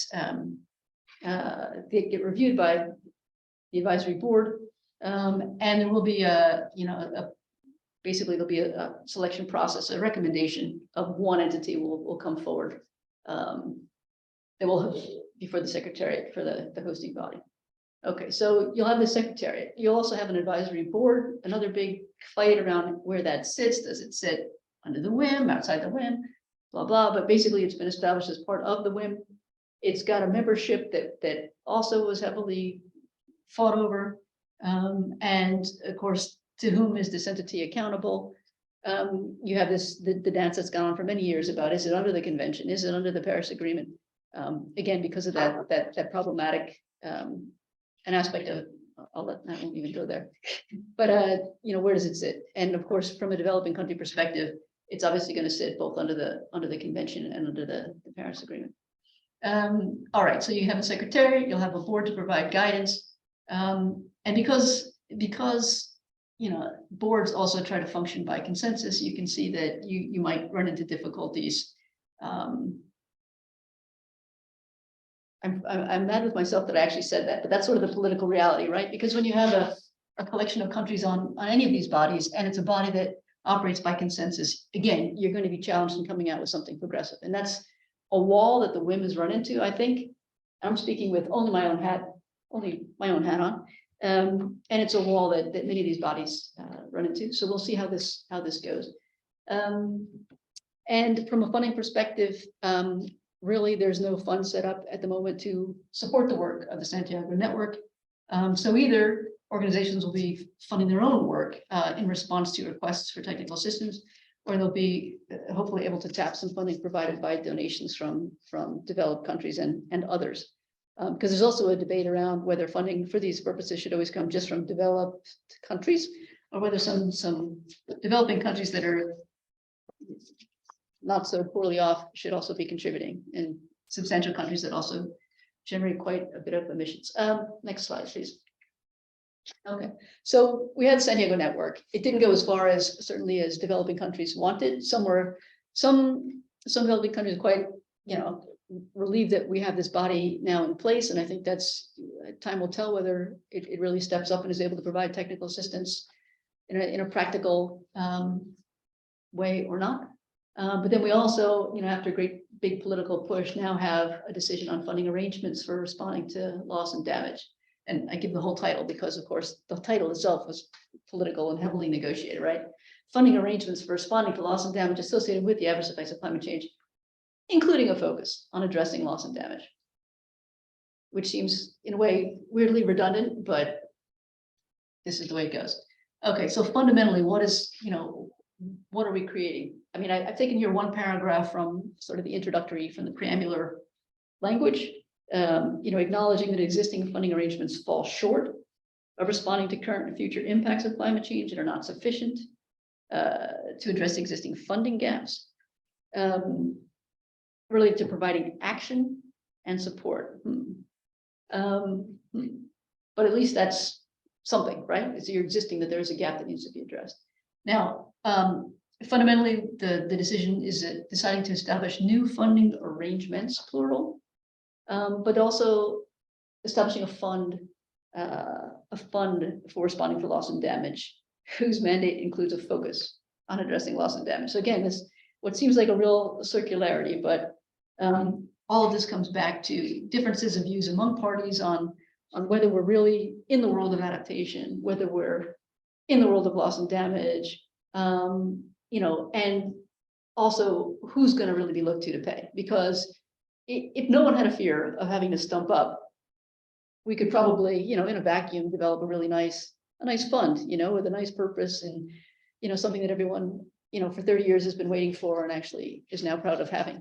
But where we're a bit stuck is that we're in it's a political process with, as you can see, political outcomes. And so we even have a dance around whether we're establishing a fund, because as soon as you establish a fund, that draws money from sources, that brings in the whole attribution, who's, polluter pays, in a way that's very in your face, and in a way that is so in your face that that's not acceptable. So you have this, this very sort of diffuse language and a diffuse, you don't have the clarity that you might hope for. Okay, next slide. All right, so many kinds of loss and damage to be addressed. Hafij spoke to this, of course. So there's a need to address both immediate, there are immediate needs from extreme weather events. You also have, slow onset impacts, sea level rise, et cetera, that's going to need to be addressed. You get different kinds of harm. You've got economic harm, right, to livelihoods, property, ecosystems, et cetera. And you also have non-economic harm. So loss and damage, that's things that you can't put a price on: loss of life, loss of biodiversity, cultural heritage, et cetera. So many kinds of questions, how do you actually create a fund or a process that can do all this? Can you create a fund or a process that can do all this? Not in one stroke, of course you can't. So one can imagine that there'll have to be different kinds of tools to address these different kinds of needs. But even with each of those tools, you have the question, who contributes? How can contributions be made in a way that isn't politically uncomfortable? Because that's clearly a need. What type of funding structures, what do they look like? How do they relate to each other? And how, importantly, do you avoid creating the possibility for countries to just be absolutely repackaging what's already out there, whether it's ODA, whether it's, the work that the MDBs are already doing, it's an art form, repackaging money that's already going places. And so the concern is that we'll see it again here. So how do you avoid that? Next slide. I can't answer this. If you're looking forward to the next slide to answer that question, that's not going to happen. All right. So what do we have? We have this, and again, Hafij and Linda have spoken to this. So what do we have? We have this transitional committee. It's got 24 members. Big fight, of course, about how many people would be sitting in this body, whether they come from developed or developing countries. Do you have more developed or more developing? In a way, if you have to agree by consensus, if you've got, it's like, I can't remember the name of the movie, but there are movies that kind of just involving juries, let's just say, that give you an indication that if you've got, if you have to agree by consensus and you've got some folks who are not in the mood to agree, then you have a situation on your hands. So you can imagine that what comes out of the transitional committee is going to have been heavily, it'll have been heavily negotiated, and you will end up with something that's probably going to have vague language, but it's going to, and it will be acceptable to everyone, and it will require much evolution, because that seems to be the way we move stepwise through the process, through every process under the UNFCCC umbrella. You agree what you can, and then you try to evolve that over time. So anyway, you'll have this transitional committee that's mandated to make recommendations within a year, right? So there's an end to this, which also is going to provoke an outcome. So there will have to be an outcome. It'll meet 4 times. It's got to establish institutional arrangements For the fund, it's got to define the elements of new funding arrangements, right, as distinct from the fund, and identify and expand sources of funding and ensure coordination, complementarity, et cetera. You've seen this before from previous speakers. And next slide, we've actually, let's see, and importantly in doing that, the committee is meant to be looking at what's out there already, the current landscape of institutions that are addressing loss and damage. Gaps within that current landscape, including the types of gaps, right? And again, this is the kind of language that you get, such as, and as soon as you have a such as, then it takes you down a particular thought path. Whereas, in this context, it would be quite nice to back up a little bit. But gaps, gaps within the current landscape, I'll just leave it there. And then priority gaps for which solutions should be explored, and the most effective way to address gaps, especially for the most vulnerable, and then potential sources of funding, recognizing the need for support from a wide variety of sources. And I think it becomes interesting when you think about gaps and clearly addressing, and this is just me talking, but clearly there's a gap for addressing impacts of slow onset events. Like, we do not have a solution for small islands and sea level rise, right? Like, we don't have that. And we don't have that discussion happening in a serious way. So is that a gap? It's absolutely a gap. But then as soon as you say priority gaps, you think, oh, we put a temporal element in here. So can we just postpone that discussion, right? So this language becomes a space for all kinds of positioning, shall we say. So it'll be interesting to see how the Transitional Committee considers what's a priority. Is it things that we haven't managed to talk about elsewhere? Like, there are plenty of discussions on DRR. So is that really a priority for the discussion of a Transitional Committee that's meant to be looking at a loss and damage, fund, et cetera? Like, okay. All right, next slide. Okay, so there'll be inputs to the Transitional Committee's work. There will be, and this has been mentioned before, there'll be 2 workshops that the Secretariat's organizing. There's going to be a synthesis report that the Secretariat prepares on existing funding arrangements, but also innovative sources relevant to addressing loss and damage. There are going to be workshop inputs that come from various organizations that give presentations at those events. There's also a Glasgow dialogue that will happen as part of the June negotiating session to discuss, it's sort of a talk shop about discussing arrangements for funding loss and damage. There'll also be inputs from international financial institutions. And there's an opportunity for submissions from parties.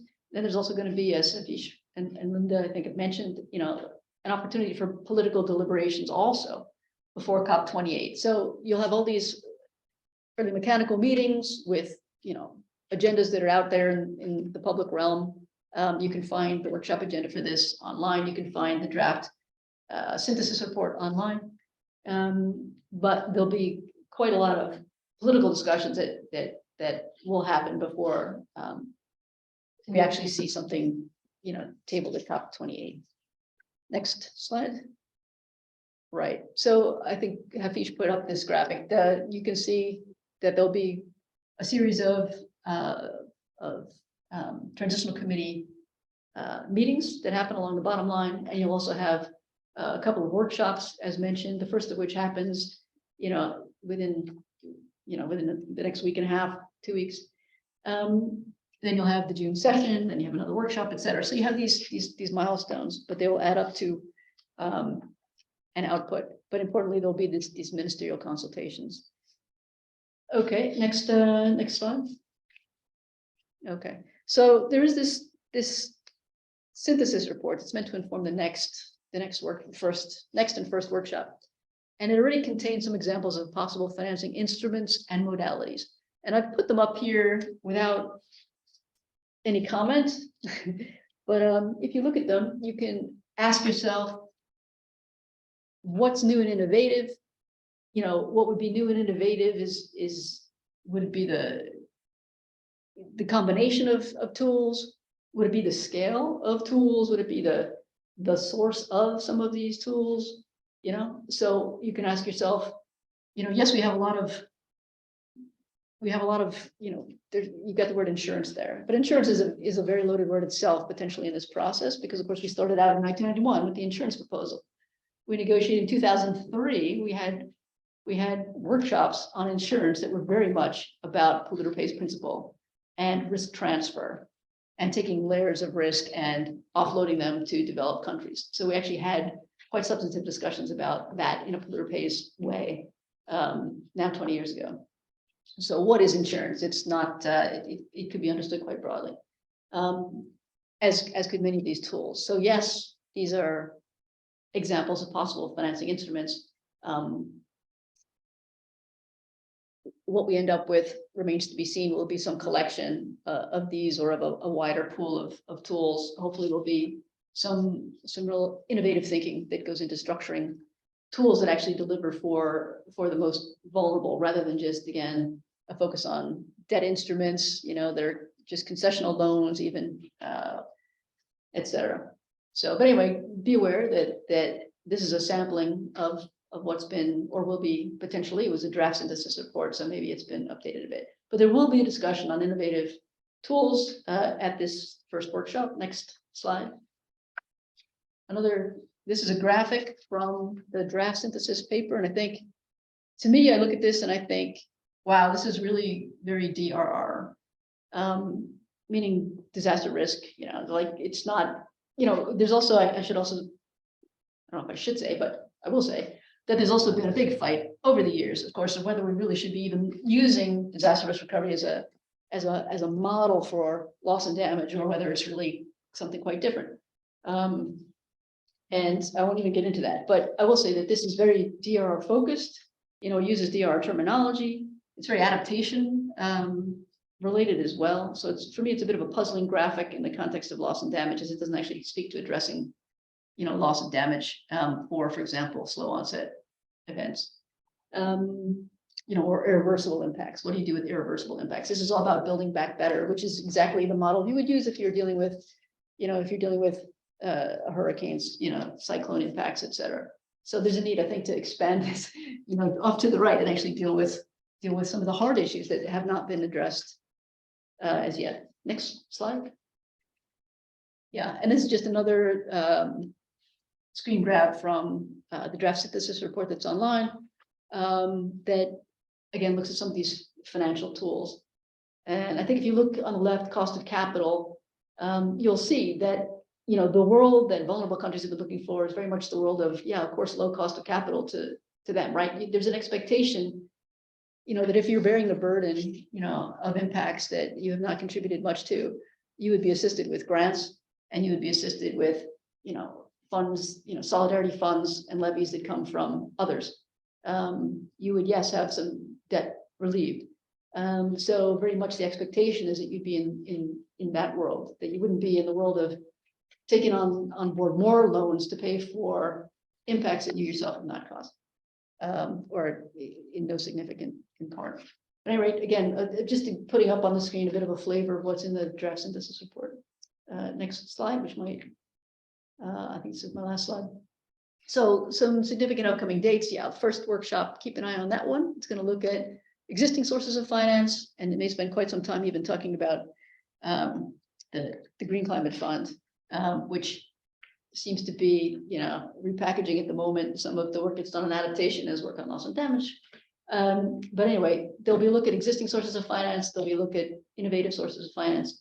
Then also, and interestingly, there's going to be a summit for a new global financing pact that's going to happen in June. And this is part of a real push to think about how the World Bank and the IMF could do business differently, to create, as they put it, more fiscal space for countries, basically creating systems to provide more liquidity and access to cash for countries when they're facing crises. So for example, if a hurricane hits a country, extreme weather event, whatever, access to quick cash. There'll be some looking at debt service suspension. So basically, they'll be looking also at special drawing rights and a reallocation of those drawing rights among countries to, again, provide some financial buffer to vulnerable countries. It'll also look at how to increase private sector investment including by de-risking private investments, partially meaning, you know, how to make that capital access to capital at a lower rate. It'll look at innovative sources of finance, but then also taxation models, things like taxing profits of fossil fuel companies or putting levies on, you know, there's a shipping levy under discussion now under the IMO, and same kind of discussion in the aviation context. So there'll be some interesting discussions and some outcomes from that process that'll probably feed into COP28. I think that's the last slide I have. So thank you very much. Thank you so much.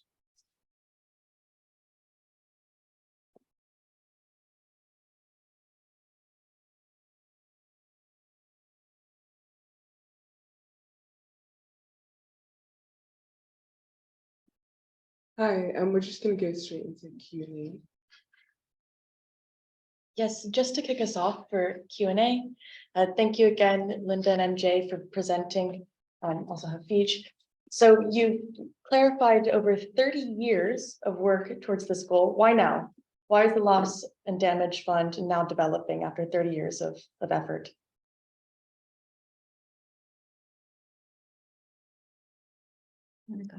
Oh, I thought it was gonna be a whole list. I'm ready to write down a list of questions. You want me to go? Why now?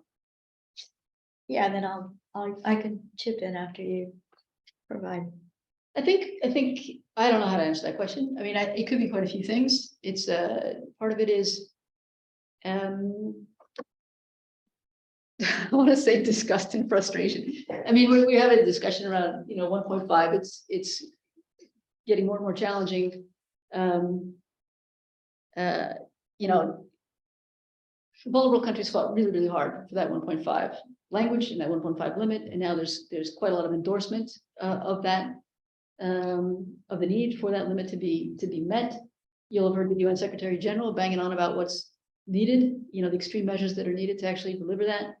And it's also clear, even just from, you know, the burning ember slide that I put up, that the impacts at 1.5 are beyond what a lot of countries can cope with, and that includes small island states and many countries in Africa, et cetera. So why now? I think part of it is you see increasing emissions from many countries. You see a lack of, I'm going to use subjective language here, which is brutal, but you know, a lack of serious commitment really to reducing emissions in a lot of countries. And it's quite difficult for vulnerable countries even to think, all right, well, you know, I'm being told to adapt. What am I adapting to? Am I adapting to 1.5? Am I adapting to 3 degrees? What am I adapting to? Like, how do you plan when you have no idea what the time frame is going to be for the impacts that you're going to experience? So part of it is frustration with the lack of progress on mitigation. Part of it is frustration with process, I guess you could say. You know, it's a process about processes. You know, we had a UNFCCC and we created a Kyoto Protocol. Then we said, hang on, that didn't really work.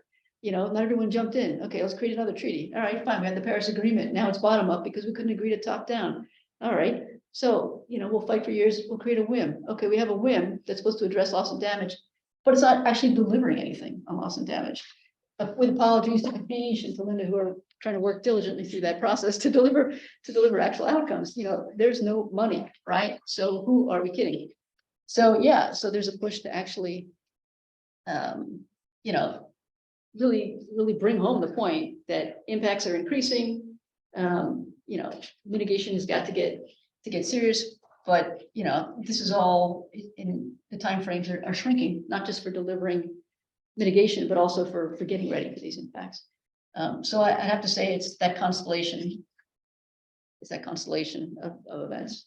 Also, there's been a bit of a shift, and maybe you want to speak to this, but there's been a bit of a shift to it as a financing challenge rather than the sort of the substance of the matter. And I think this is again my personal view, is that when you put this in the financing space, in a way it's politically difficult, but in a way it's a lot easier as well because of this sort of repackaging that invariably happens. You know, it's a very slippery thing saying, oh, well, let's talk about existing funds and how we make them do more. You know, easy ways out when you have that discussion. There are less easy ways out when you really start talking about the actual impacts and how you plan to actually address the actual impacts. Over to you, Linda. Yeah, just a few additions to that, and because I know Hafij as well. We kind of sit in those negotiating rooms and have for was it 18 years, Hafij? Same here.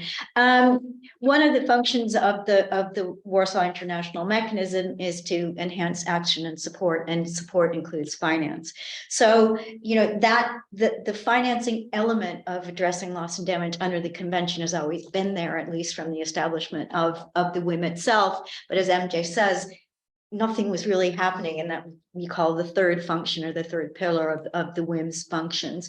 So, so there's been, you know, kind of a bubbling up of concern that this third function isn't being implemented, and it took 2 reviews for even an expert group on action and support to be established under the WIM, and that was seen as a pretty big win at that point in time, and that was in 2019. So you know, there are these kind of little stepping stones that have led us towards a bigger sort of global push towards getting this fund. And there was an attempt in Glasgow to do that, and we came away with something that was sort of negotiated at the last minute called a dialogue, which didn't even meet during COPs. So a large sense of dissatisfaction around that outcome, and then, you know, making sure that some momentum continued to COP27 around that, and another try. But I think, and this is where we get into sort of political discussions, perhaps. We had the floods in Pakistan. Pakistan was the chair of the G77 in China. They were very, very much behind this from a political perspective. They were very influential to the Egyptian COP president as well, in terms of, and so it's fine. It's something that all of this bubbling for a number of years has finally kind of surfaced. And I think a lot of the political ingredients were right for COP27. So that's also, in addition to the science and the fact that we are seeing more loss and damage happening now, from a political perspective, I think we finally, you know, reached that bubbling up point, for lack of a better description. Yeah, so that's just some additional perspective of my perspective. And just put political pressure from outside the process. You had a lot of civil society groupings being very, very vocal on the need for this, and just seeing the obvious need, and being really loud about it, and also making it clear that it will be a gross disappointment if this outcome doesn't eventuate. And there has to be a response to that. There can't not be a response to that. So that helped as well. I just have one more question, and then we can maybe go on to the parties. About where's the funding going to come from? Is there any talk about making private parties or private businesses pay apart from the ESG? Like, because there's a lot of discussion about businesses and human rights right now and violations. Is that an option about Exxon or big oil companies or other people who have contributed to this? Yeah, I I mean, I'm sure that's part of the discussion. Maybe not that blatantly, but you know, when you start talking about you know, systems of, you know, taxing things, taxing, you know, windfall profits, or taxing flights, or taxing shipping, you're still talking about taxing fuels, and that has an impact on corporate entities one way or another. Is anyone going to just say, please, you know, oil majors step up and put some money on the table for this? I don't see that happening in a direct way. It might be that would be the most direct way from a polluter pays, you know, approach to do it. You could also look at the issues of state responsibility and you know, carve things up that way.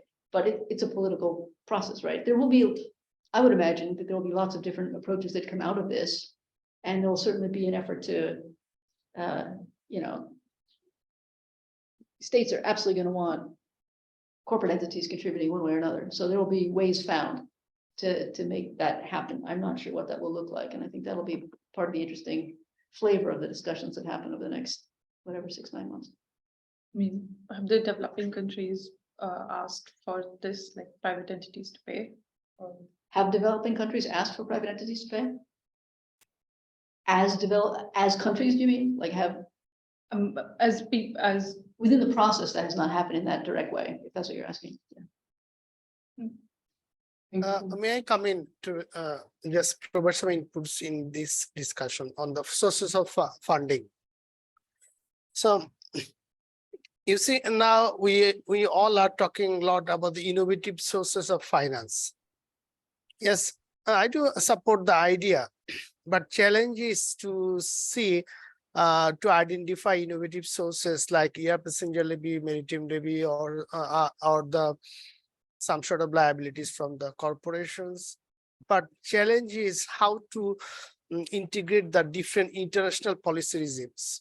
So and that's why if we read the decision that is established the fund and new funding arrangement, that clearly recognize the new and public sources, new predictable sources of public funds.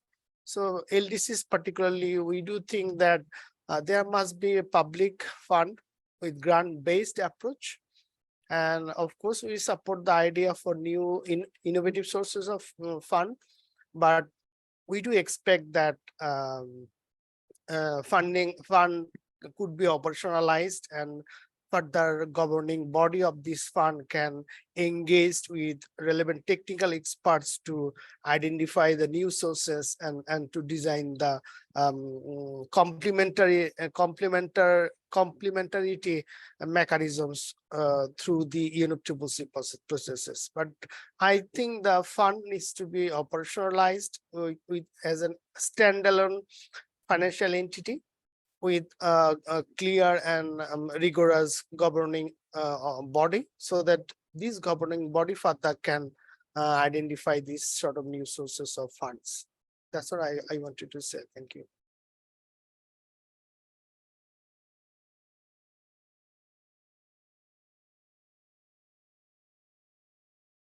Thank you so much.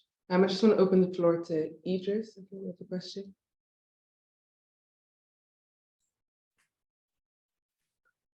Hello, can you hear me, please? We can hear you. Hi, good morning, good afternoon, or whatever the time. I think.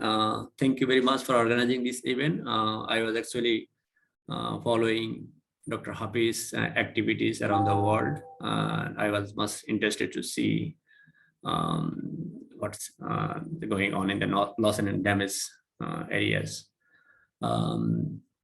Regarding the presentations, I have one questions or suggestions. I see the loss and damage history as a timeline. Say you got given 1992 or a little bit early, Rio de Janeiro summit, Earth Summit, or before one event.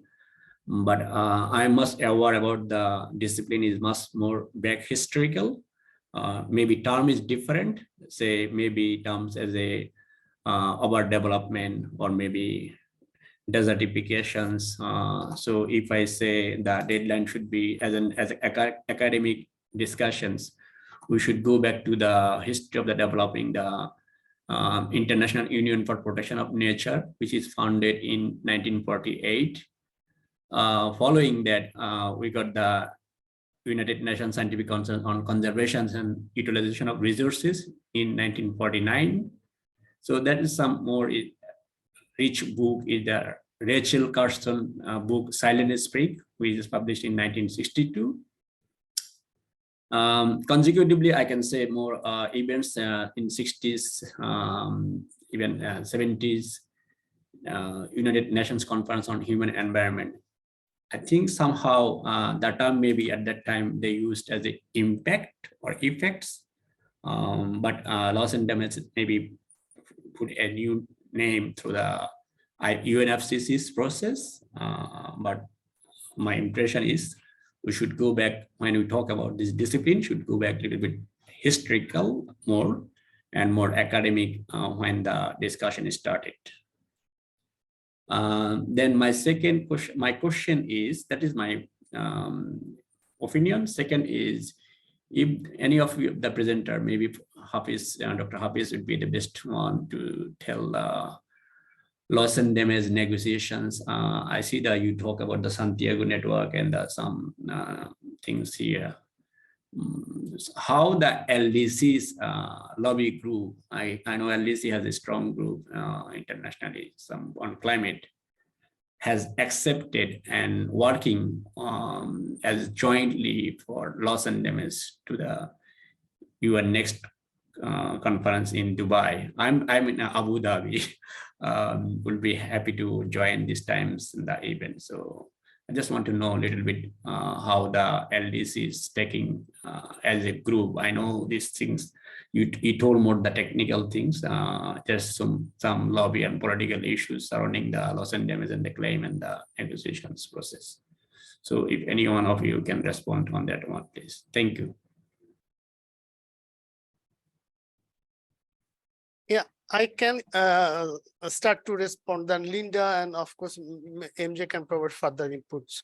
So Dr. Idris, thank you so much for your concerns and suggestions. Also, question regarding the LDC's positions. Actually, just yesterday I came from Senegal. We LDCs, all the coordinators, we met in Senegal to discuss the crunch issues for COP28. And of course, loss and damage was one of them. And we tried to develop our strategies, also enhance our own understanding. So in terms of loss and damage, yes, COP28 that gonna held in EUE. So loss and damage fund would be our priority. At the same time, we would like to operationalize the Santiago network with forming the advisory board, also selecting the host agency. And in terms of fund and funding arrangement, our priority is to operationalize the fund by next year. The fund must be a dedicated and standalone funding entity under the convention and the Paris Agreement. There must be a rigorous institutional arrangement so that can meet the needs of vulnerable communities, particularly soon after an event like cyclones or floods. So I think we are preparing ourselves. We are expecting good outcomes at COP28. However, challenge is the time. Transitional Committee is working very, I would say, with very limited time, 1 year with many activities. So it is also critical for Transitional Committee to deliver within this short time. Thank you. Linda, I think you can provide more inputs on it. Thanks.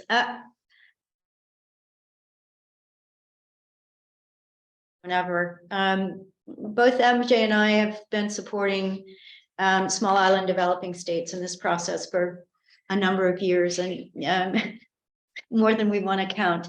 And so the way that the negotiations kind of work and come together is that groups of countries work on developing common positions, because and just to be kind of glib, there's strength in numbers, and while in the UN process every country has a voice, your voice isn't very loud in some situations if you're all by yourself.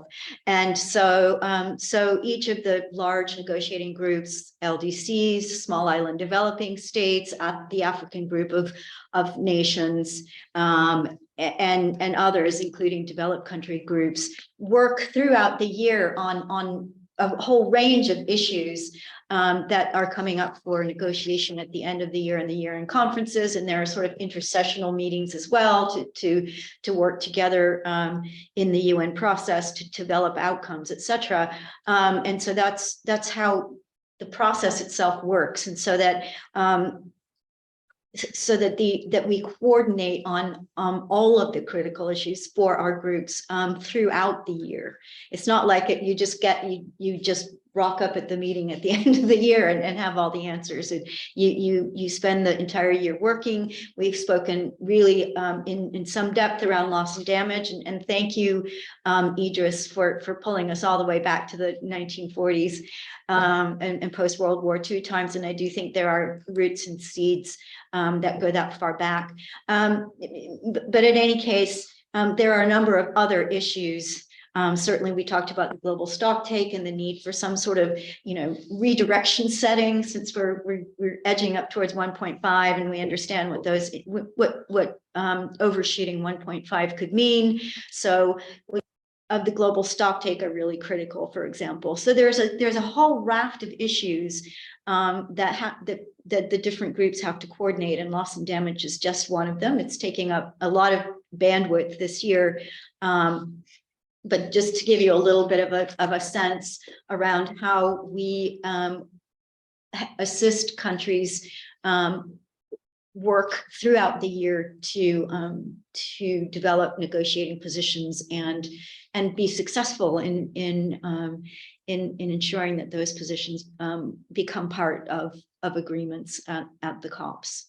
I don't know if you want to add anything, MJ. That's more of a generic answer and less about loss and damage itself. Thank you. Would anyone else like to ask any more questions? Thank you very much. Thank you.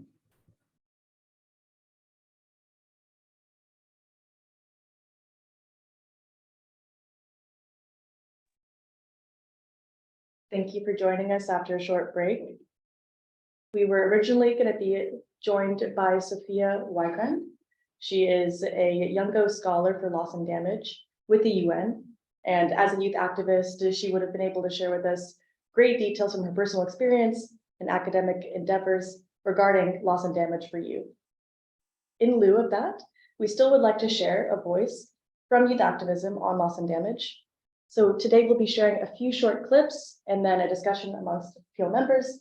The clips will be from the voice of Nisreen Islam, who has been engaged with these dialogues as well, and will offer a unique perspective from her position as a youth in Sudan.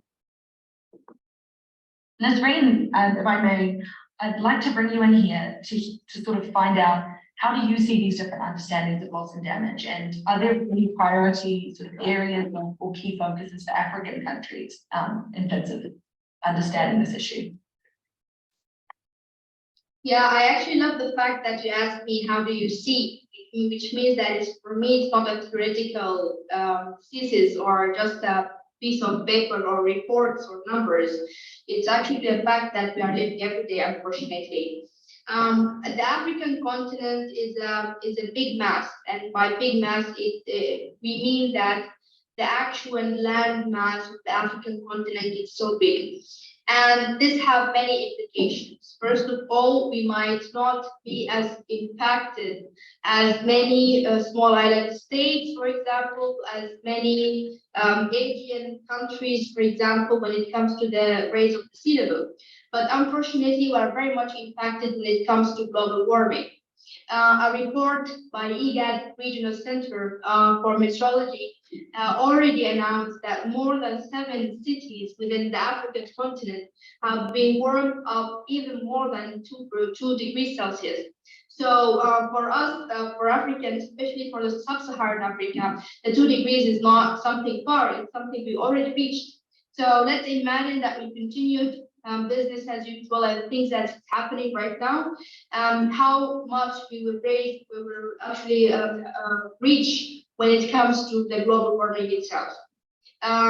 For the Sudanese context, for example, loss and damage is not only in the infrastructure, is not only in the crops and the economic situation, but it's also unfortunately in lives. And by life, I don't mean climate crisis, I mean the peace and security threats, because climate change is the major and root cause and a huge drive for conflicts in my country and many countries in sub-Saharan Africa. So we end up losing a lot of life lost because of they call it natural disasters, but for me, I'm sure it's nothing called nature can never bring disasters. It's always response of nature on what humans are doing. So it's always climate crisis or climate disasters.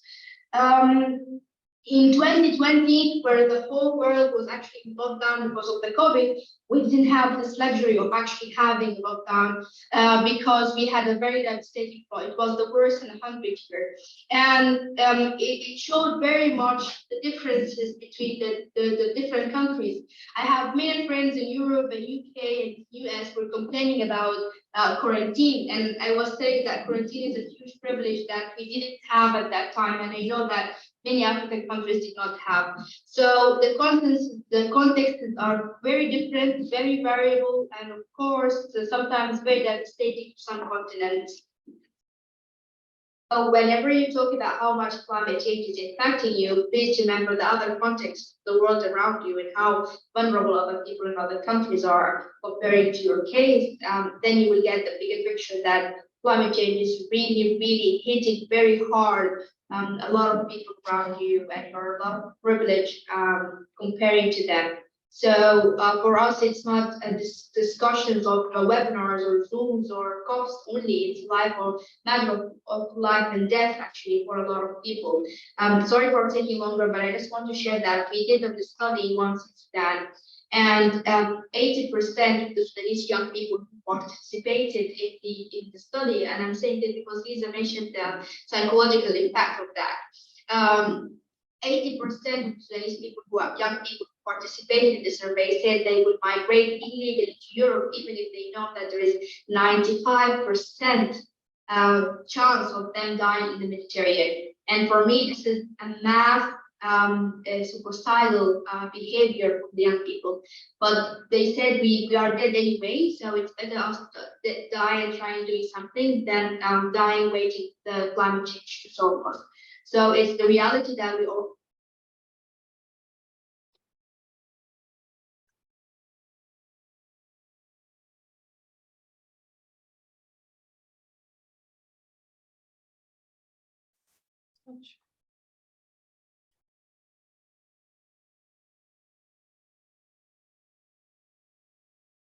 Well, Nisreen's words are harrowing. Hopefully they can inspire us to have a fruitful dialogue today.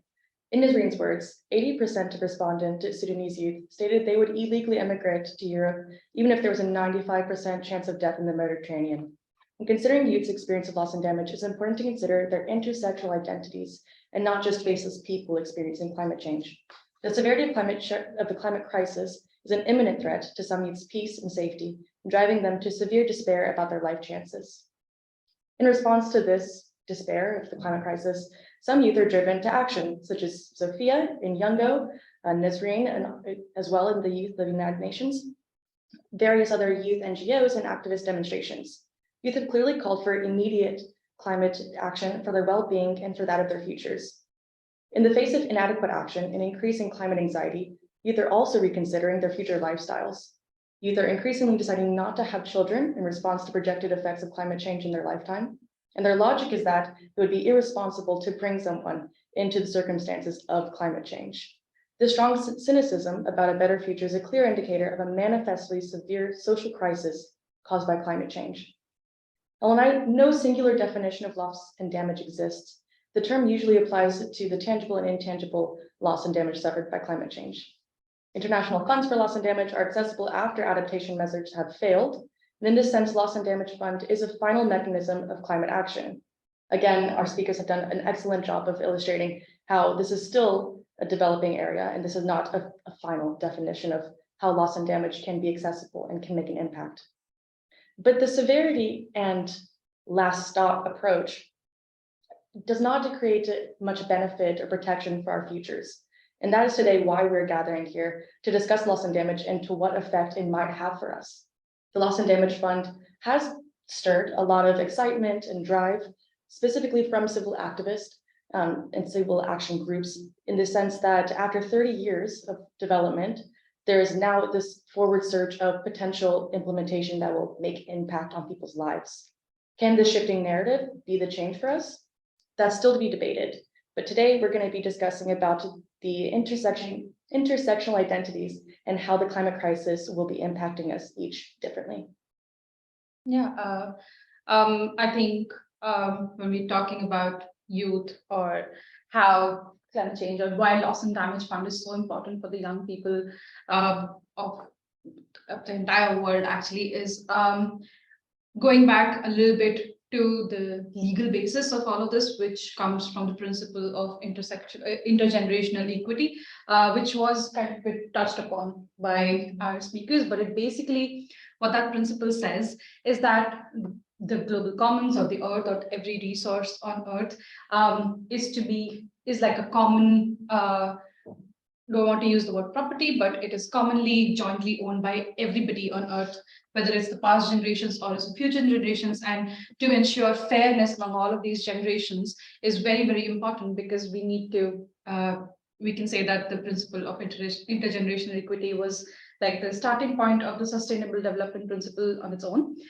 So keeping in mind that we need to say that loss and damage and climate change is actually disproportionately impacting the youth today, because they are the biggest chunk of the demography or population today, especially in the low-income countries or the developing countries. The amount of youth, the number of youth present are more, and future for them is looking very bleak right now, because they are the ones who are already suffering the impacts of climate change, even though they have contributed to the problem the least, because all of this does come from a lot of historical emissions that were done even probably before they were born, and most people were born into like onset disasters or climate impacts already. So I think it's also a very like a big reality for all of us right now, that we are already dealing with these things and taking decisions, keeping in mind that climate change is something that we need to deal with in our lives in the future. Just to talk about a bit of studies and facts that we were doing while we were researching and understanding about how climate change actually impacts the youth disproportionately, and even among the youth. And if we consider the intersectional identities, women or people of color or people from the LGBTQ community are impacted disproportionately. It's because these social inequalities already exist, and climate change actually dials it up.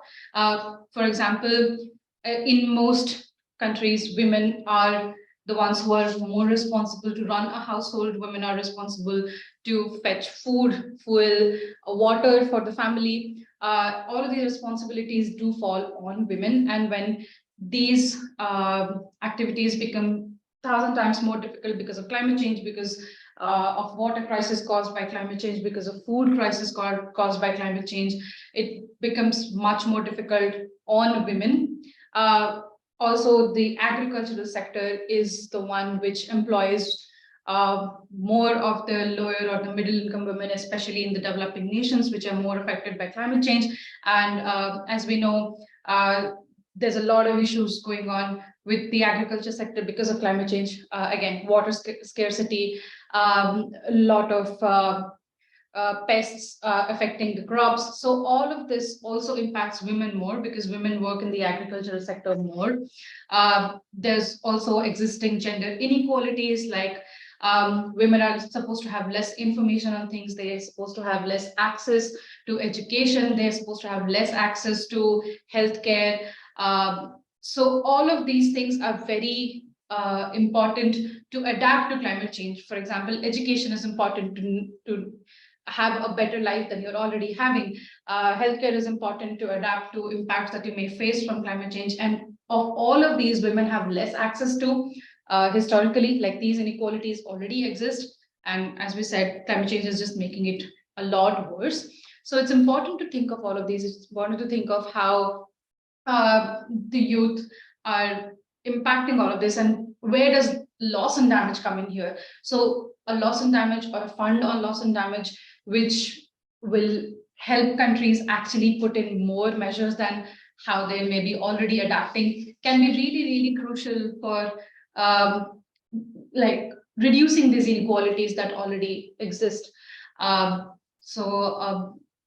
That's why I feel loss and damage is even more important for the youth, or people who are actually going to take a bigger burden of the climate impacts, which they had no contribution or very less contribution in causing. So Exactly. yeah, and to add on to your point, Sampada, you were talking about how women are disproportionately affected because there's just more women working in agriculture, their healthcare are affected. I speak from my advocacy experience back in Malaysia, where I'm from. So in Malaysia, we have in recent years, we have experienced a lot more extreme weather patterns, be it drought seasons or heavy rainfalls that cause floodings, that has caused loss of lives. And because of these issues, we've seen a lot of our crops are affected. The agricultural sector is affected, and women who are working in these sectors, there's a decrease in their livelihoods. So they are definitely disproportionately affected. And then when you have floods, droughts and all that, their access to water is affected as well. So then you have issues like sexual health care, or just healthcare in general, really. Women who are pregnant, women menstruating women, they're affected by all these issues because they just don't have access to clean water. And this is something that affects indigenous communities in Malaysia, especially, or people who live in rural areas in Malaysia. And I'm sure this happens not just in Malaysia, in our neighboring countries as well. So this is, the climate issue is not something that affects everyone equally. It affects some communities more disproportionately, and that is something that we really need to address when it comes to climate policies. And I agree with your point on how the youth of today are taking up a lot of the burden. They are more aware, I would say, of climate change issues, and they are experiencing the worst of these issues because we are the ones who would be taking on of like leaderships and all that in the future. So when it comes to like advocacy, policy making, we really need voices from these communities to talk about specific issues that they are facing, so that we can make sure that policies don't just address issues that are prevalent to just one community. We need to take into account what everyone is experiencing. Yeah, because I'm also glad that you brought up indigenous communities, because in the interest of intersection, that's another layer of intersectional identity, right? If you're a woman from an indigenous community, it is even more difficult for you. Like, for example, just like in Malaysia, even in India, a lot of these impacts are happening, and a lot of indigenous communities in India just survive on collecting forest produce, like particular leaves or fruits, and selling them in the market, for which the government does give them a rate. But because of climate change, a lot of these plants are just not growing, or the growth is stunted. And it's literally very important to understand that biodiversity is an entire livelihood of a whole community. And if that biodiversity is impacted by climate change, their whole livelihood goes, especially women, because they have to now walk farther into the forest. They have to now work a lot harder to collect these kind of produce than they had to do, let's say, 10 or 20 years back. So it just gets more and more difficult for them every single day. So these kind of identities, and to understand how these intersections play in your everyday life, I think is very important. For the leaders negotiating loss and damage fund, for them to understand, because whatever decisions happens up there, they have a real impact on the ground, on all of these people and their identities. And even just thinking back to what Mr. Khan has brought up earlier about displacement and having to adapt to new industries and to new working styles, it's going to be disproportionately affecting different identities. Women, but also, like you're saying, marginalized women to begin with, from indigenous identities or other varying identities, that are also going to be not just so entitled to this stability, to this luxury of stability as the whole world is changing around them, having to constantly be in movement from collective, grief and loss, but that's made from the decision from fewer people proportionately. I also think about that idea a lot with grief, and I think that just in the youth and how it's impacting them with the climate anxiety becoming an emerging mental health issue, and how there's going to be grief all around. Even living in the age of technology with social media, it's not hard to also feel connected to other people that are across the world from you. And that might be unique to our generation now, that we might have this increased capacity for empathy and compassion, that we do feel more unified in this effort for climate change, but also that negative aspect of having that shared grief and that shared, hard reality of what we're going to be experiencing. Yeah. I guess if anybody has things to add or questions, we could just have a good discussion around it. It'd be nice. So any questions at the moment? Yeah, we're happy to answer on this topic.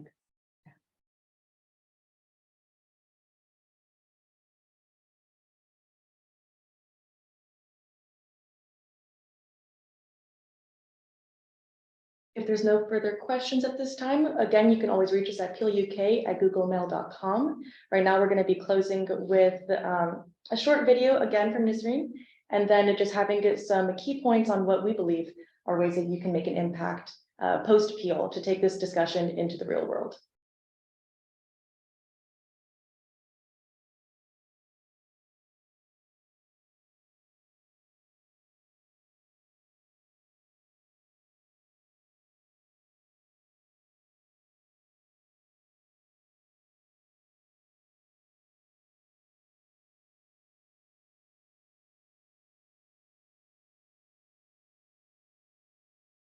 Countries, or they would like to call themselves the X1 or the X1 country. First of all, they claim that the crisis that we are having is not caused by climate change. So we don't know if it's really something related to climate change. And then at the end, they come and say, well, we will also suffer from climate change, so we cannot really fund things. So they start by denying the problem, and then they end by actually proving the problem that it will happen to themselves, and so they can't really show support to other other countries, which for me it's a funny fact. Talking about the youth movement and how much they can bring to the table right now is a bit tricky, because also reading through the history of loss and damage, we all know the gentleman agreement that happened during Paris of no compensations. And we also know that the basic pillars of the convention, when it was signed back in the 90s, was actually common but shared responsibility and the historical responsibility of the developed countries and industrial countries. So renegotiating the convention itself every time in the negotiation room is really something, for me, it's a wasting of time, but of course it's a very known negotiating techniques. We as young people, we are not only part of the demonstrations outside, we're not only part of the movement in our local communities, but we are also part of the negotiation groups. There's a lot of negotiating groups who are actually including young people within the delegation. Unfortunately, all of this is not enough, because loss and damage have a very high price tag, even higher than the adaptation price tag. The losses of any of the floods in any of the developing country is very huge, and it needs immediate response, and it has to be direct responsibility of the developed countries or the emitter countries. It's also very weird for me that developed countries keep admitting that they will suffer themselves from climate change one day, and they are suffering. As you mentioned, wildfires, hurricanes, earthquakes, and so on. Yet they keep emitting and keep raising their emissions level, and we are still very far from track. So I mean, there is no balance in the two planes, and I think this is what we need to work most on them. If you really realize that climate change will hit you as equal as it's hitting other countries right now, you need to stop and actually cut your emissions. Otherwise, we can talk about adaptation very soon. It will be very soon where adaptation will be off table, because no country can adapt to the changes and the devastating impacts of climate change. Thank you, Nisreen. That's a really helpful